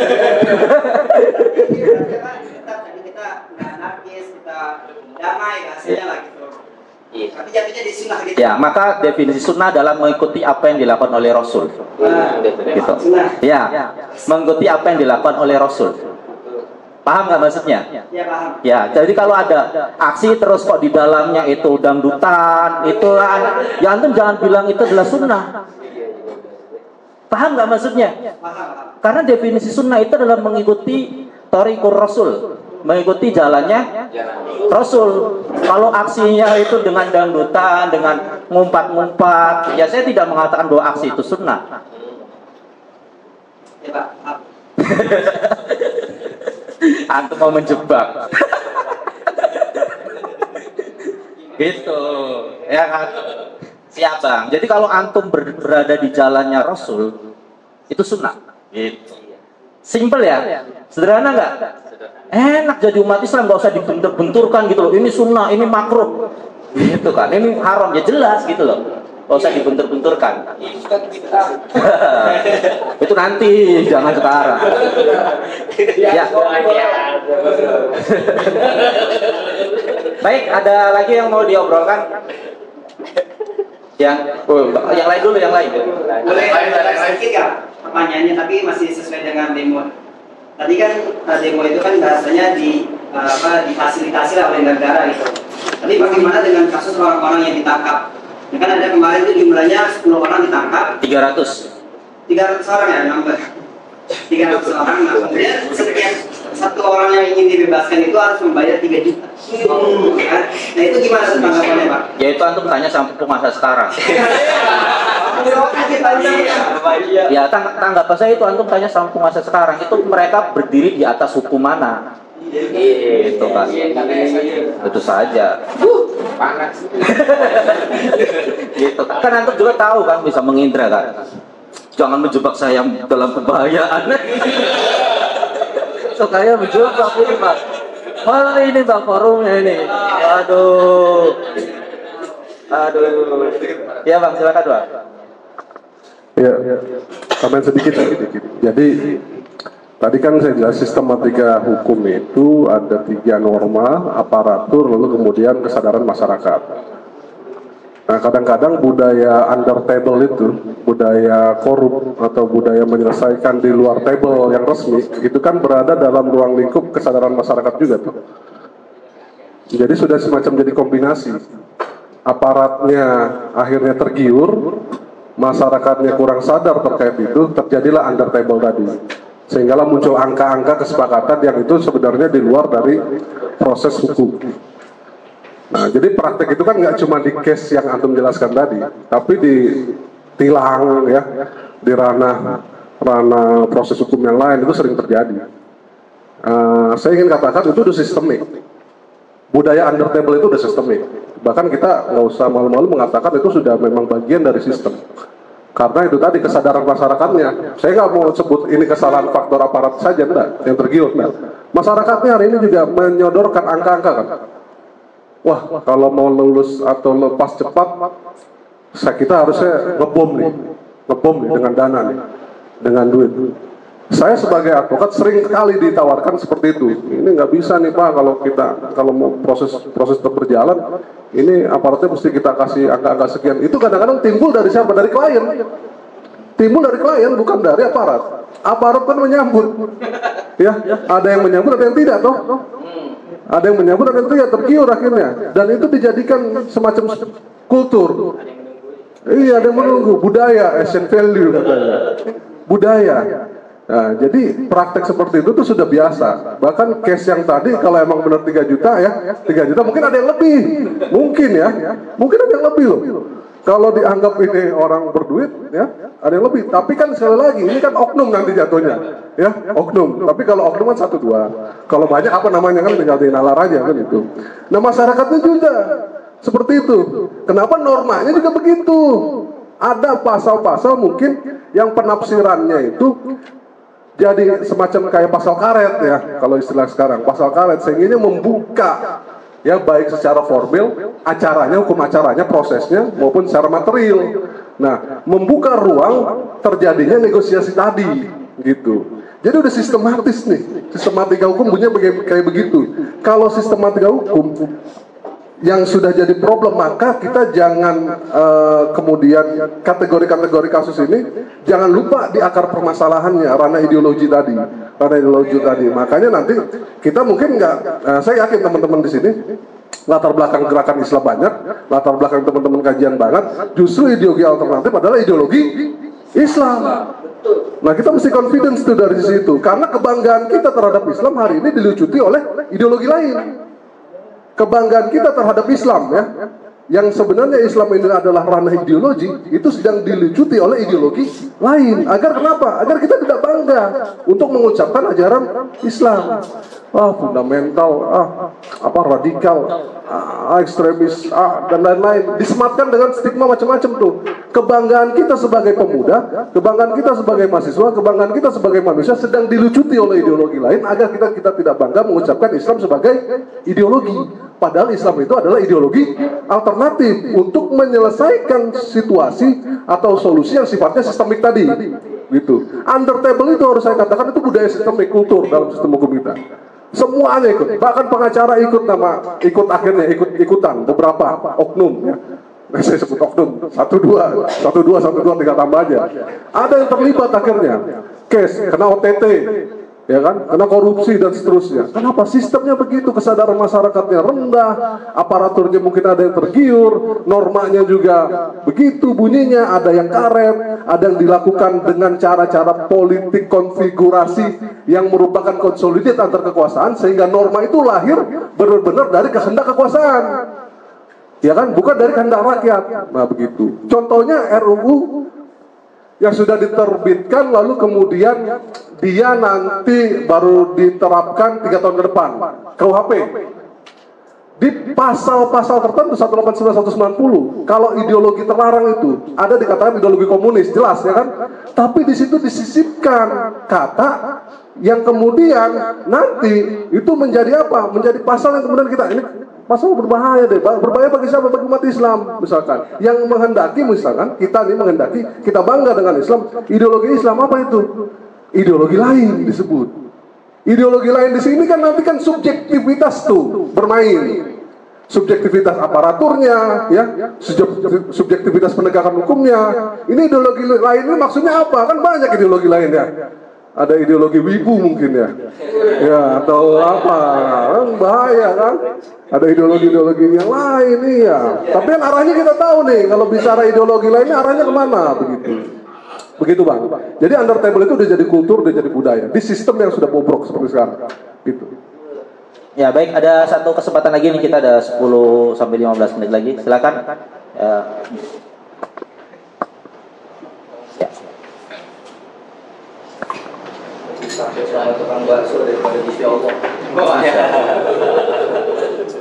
Sebutkan nama sama asal ya. Cek. Bismillahirrahmanirrahim. Assalamualaikum warahmatullahi wabarakatuh. Nama saya Firman dari Bandung. Dari Bandung. Ada pertanyaan, bukan pertanyaan sih, lebih ke perbandingan ya. Perbandingan antara generasi sekarang dengan tadi disebutkan zaman Rasul, generasi Rasul. Nah, peran pemuda di generasi Rasul untuk membangun negara apa saja sih? Ya, peran pemuda untuk membangun negara Islam di Madinah gitu. Mungkin kita juga perlu motivasi buat membangun jiwa keislaman kita gitu. Mungkin segitu aja Ustaz. Ya, terima kasih Bang Firman ya tadi. Ini berkaitan dengan profiling pemuda di zaman Rasul sama profiling pemuda zaman sekarang. Sumbangsihnya itu seperti apa, terutama di zaman Rasul tadi sampaikan membantu Rasul ketika membangun Daulatul Munawwaroh, Madinatul Munawwaroh ya, ataupun Daulah Islam yang dibangun oleh Rasul. Kemudian untuk sekarang itu seperti apa gitu, peran pemudanya? Monggo Bang Diantara atau Bang Farid yang mau menanggapi. Bismillahirrahmanirrahim. Ya, terima kasih Bang Firman. Izin menanggapi mungkin nanti ditambahkan. Ya, seperti yang sama-sama kita ketahui ya, kalau dalam sirah itu banyak sekali disebutkan ya nama pemuda gitu ya. Dalam peran bagaimana Rasulullah itu dari awal Rasulullah berdakwah di Madinah di Mekah gitu ya sampai pada dakwah itu sampai ke Madinah gitu ya, itu tidak terlepas dari peran pemuda-pemuda gitu ya.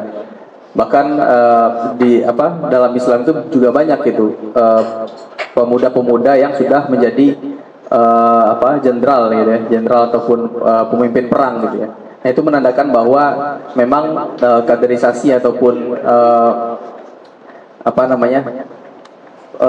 kaderisasi yang diterapkan oleh Rasulullah itu sangat-sangat bagus gitu ya, terutama kepada para pemudanya. Kalau misalkan kita bandingkan dengan keadaan pemuda kita pada saat sekarang gitu ya, di mana ya rekan-rekan semua, teman-teman semua sudah mengetahui juga gitu ya gimana kualitas gitu ya, dan semoga kita yang ada di sini gitu ya, itu salah satu bentuk kepedulian kita dengan keadaan pemuda kita saat sekarang ini. Nah, kalau misalkan ditanya terkait dengan bagaimana peran gitu ya, salah satu bentuk peran kita ya seperti ini itu sudah salah satu bentuk peran kita untuk membangun sebuah negara gitu. Artinya dengan kita berdiskusi gitu ya, dengan kita bertukar pikiran gitu ya, itu salah satu bentuk kita peduli terhadap negara gitu. Dengan begitu kita bisa memberikan kontribusi gitu ya, pemikiran, kemudian kita memberikan solusi atas apa yang terjadi di masalah, dan kita temukan solusi-solusi apa yang dapat kita ambil dari situ. Mungkin itu Bang dari tanggapan dari saya. Mungkin dari Bang Farid atau Bang Nasrullah bisa menambahkan. Bang Farid.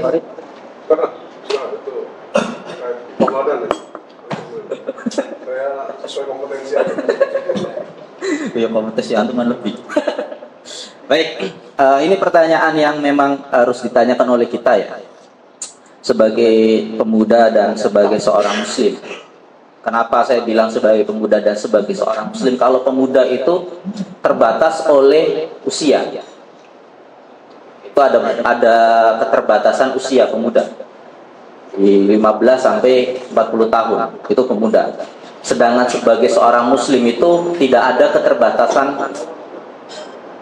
insya Allah, hingga kita mati. Kan gitu ya. Berarti lebihnya adalah perspektif Islamnya dulu daripada perspektif mudanya dulu. Ini kan ke-trigger kan Mas Ceh. Nah, maka bagaimana peran pemuda muslim mencontoh apa yang dilakukan di zaman sahabat Nabi dan apa yang harus dilakukan sekarang, itu setidaknya tidak jauh berbeda. Kalau saya bilang tidak jauh berbeda. Kenapa? Karena dari 40 sahabat Nabi yang masuk Islam, 35-nya itu mungkin masih berumur pemuda. Ya, termasuk Umar bin Khattab, termasuk Zaid, termasuk Ali bin Abi Thalib, Karamah Wajhah dan lain-lain. Itu mereka memeluk Islam itu ketika masih remaja mengarah kepada pemuda ataupun sedang di masa pemuda, di masa seperti seumur-umuran kita. Mungkin ada yang di bawah 15 tahun nggak yang hadir di sore ini?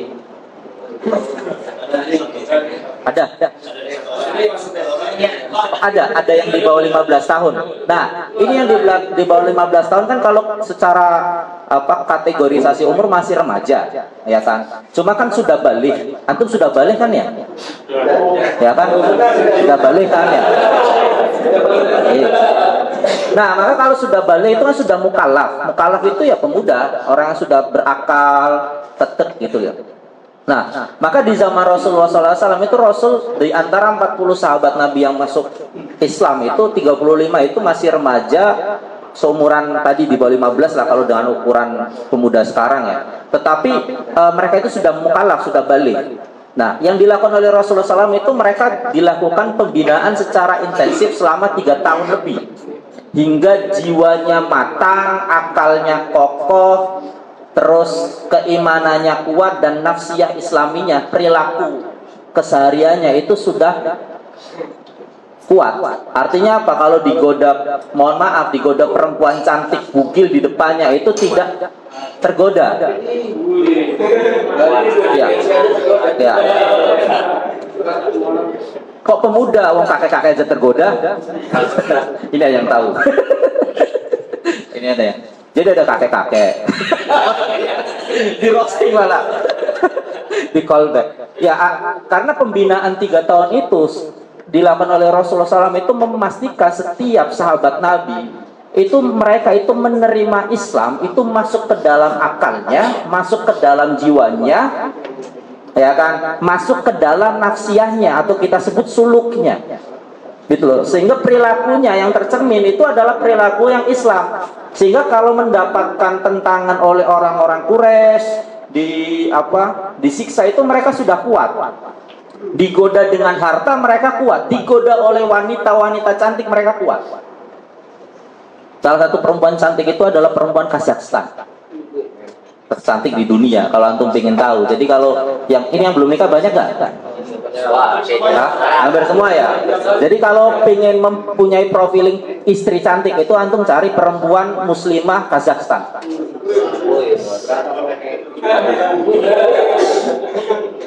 Makanya banyak pula laki-laki itu yang tergoda masuk ke agama lain, keluar dari Islam karena perempuan. Artinya berarti keimanannya itu belum kokoh, baik secara akal, secara jiwa dan secara nafsiyah. Gitu loh. Karena belum kokoh, makanya mudah digoda. Nah, Rasul itu membina sahabat itu sampai seperti itu. Sehingga terlihat ketika sahabatnya kokoh itu Rasul itu sudah tenang.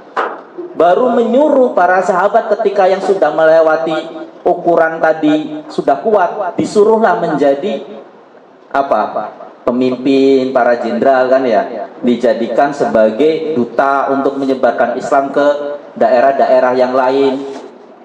Dai di zaman Rasul itu bukan dai sekarang yang dijemput pakai Fortuner, diantar ke hotel dulu kemudian diajak ke hotel untuk tabligh akbar. Enggak, dai di zaman Rasulullah itu diutus hanya dengan kuda, nggak tahu bisa pulang atau terbunuh. Dan itu pemuda seumuran kita-kita ini. Jadi pilihannya itu berangkat membawa Islam untuk menyebarkan ke daerah yang lain.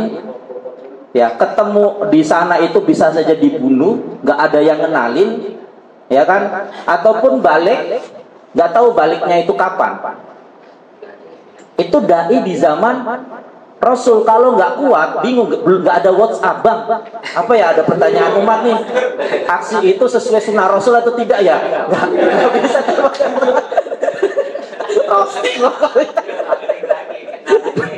di callback. Itu belum ada itu dai di zaman sahabat Rasul itu telepon-teleponan sama Rasul, nggak ada. Jadi mereka itu sudah mampu menjadi seorang yang menyelesaikan masalah yang ditemui. Nangkep gak maksudnya? Jadi ketika ketemu ada perempuan cantik, ya, perempuan cantik baru ditinggal suaminya, ini saya langsung boleh nikahnya atau harus saya tunggu? Itu nggak perlu mereka telepon-teleponan karena belum ada telepon, tapi mampu menyelesaikan masalah itu. Paham maksudnya? Karena ilmunya sudah tahu, gitu loh. Itu sahabat di zaman Nabi. Maka sahabat di zaman sekarang, pemuda di zaman sekarang harusnya bisa seperti zaman Nabi. Ketika dibina melalui obrolan pemuda ini gitu ya. Kan maka akalnya itu harusnya semakin kokoh terhadap Allah gitu loh. Ya kan, iman terhadap Allahnya melalui akal itu harusnya lebih kuat. Hatinya, ya kan, jiwanya juga harusnya kokoh. Dengan memeluk Islam itu semakin kokoh gitu loh. Setelah obrolan pemuda itu jiwa Islamnya itu semakin kokoh. Dan nafsiyahnya, suluknya juga semakin Islam. Jangan keluar dari OP sekali datang kemudian keluar itu malah melepaskan Islam. Ketika ketemu perempuan yang cantik. Jangan, ataupun melepaskan keyakinan jiwa Islamnya karena tergoda oleh iming-imingi uang yang ada di koper.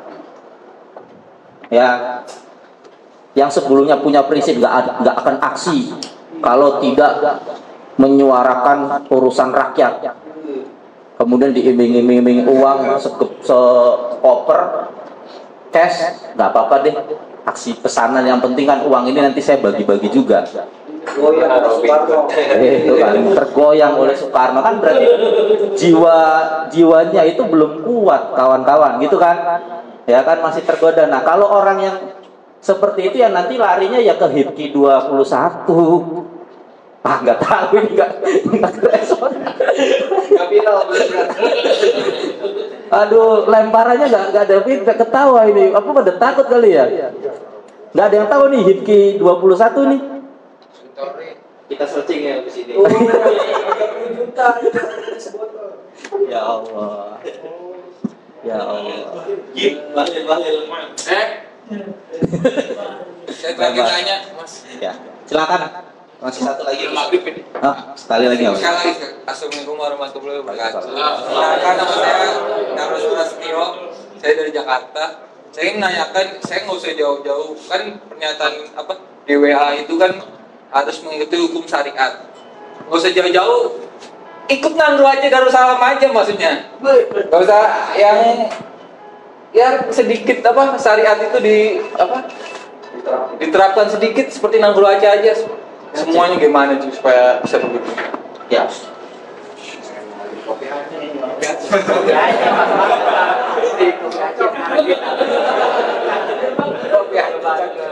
Ini saya selesaikan sekali closing aja Bang ya. Ya, karena udah jam 6 ya, udah masuk maghrib ya. Jadi ada pertanyaan, kenapa kita bersusah-susah mengikuti syariah, ngikut Aceh saja gitu. Nah yang pertama, alhamdulillah di tengah-tengah umat itu masih ada yang menginginkan syariah itu diterapkan. Salah satunya adalah di sahabat-sahabat kita di Nangro Aceh Darussalam. Alhamdulillah, berarti artinya masih ada kesadaran umat itu untuk senantiasa berpegang teguh terhadap ajaran ini, ajaran Islam yang mulia. Alhamdulillah, kita harus syukuri gitu ya. Jangan malah langsung berkontras lah. Nah yang kedua adalah kita pahami betul bahwa tidak sepenuhnya pun syariat itu diterapkan di Aceh. Masih ada beberapa yang memang harus kita dorong dipenuhkan gitu loh. Itu yang kedua. Yang ketiga itu kita ingin syariah ini itu bukan hanya di Aceh, tapi di seluruh muka bumi, buminya Allah Subhanahu wa Ta'ala. Maka semangat ini harus kita kobarkan terus gitu loh ya.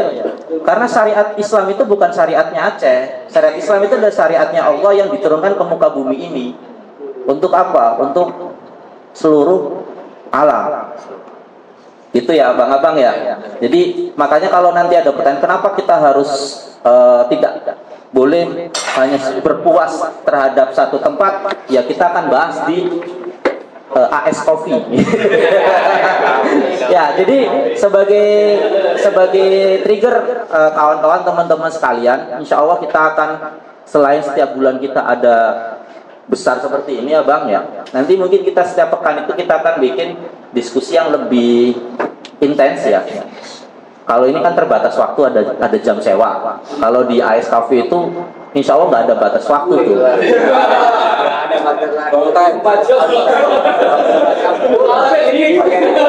Ya.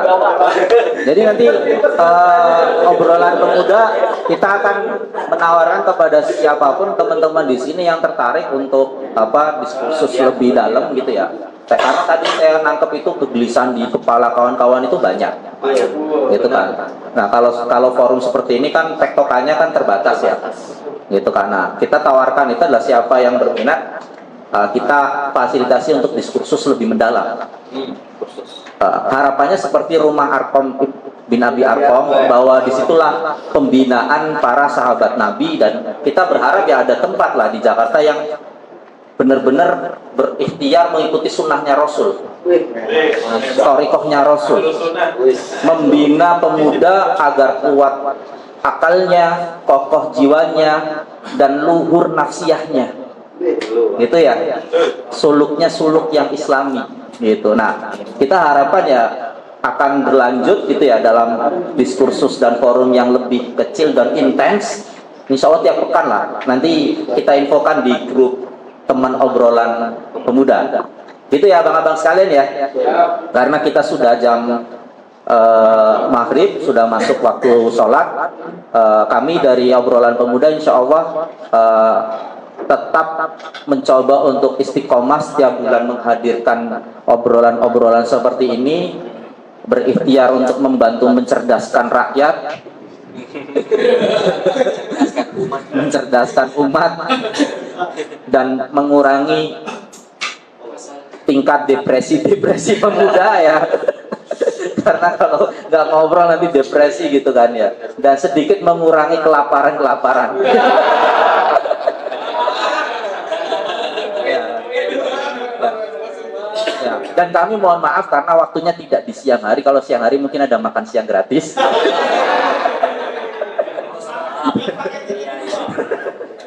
Ya mohon maaf juga apabila dalam acara pada edisi kali ini banyak kekurangan, banyak bercandanya, yang memang kami mencoba untuk membentuk obrolan ini sebercanda mungkin, tapi berbobot mungkin dan banyak manfaat yang bisa diambil. Dan harapan kami tidak menyimpulkan apa yang bisa kawan-kawan simpulkan.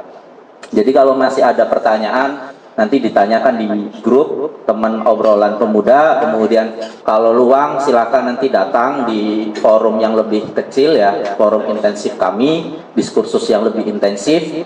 Nanti tempat dan waktu kita infokan menyusul, gitu ya. Nah berikutnya karena ini sudah waktu maghrib, nanti sholat maghribnya digilir karena tempatnya kecil.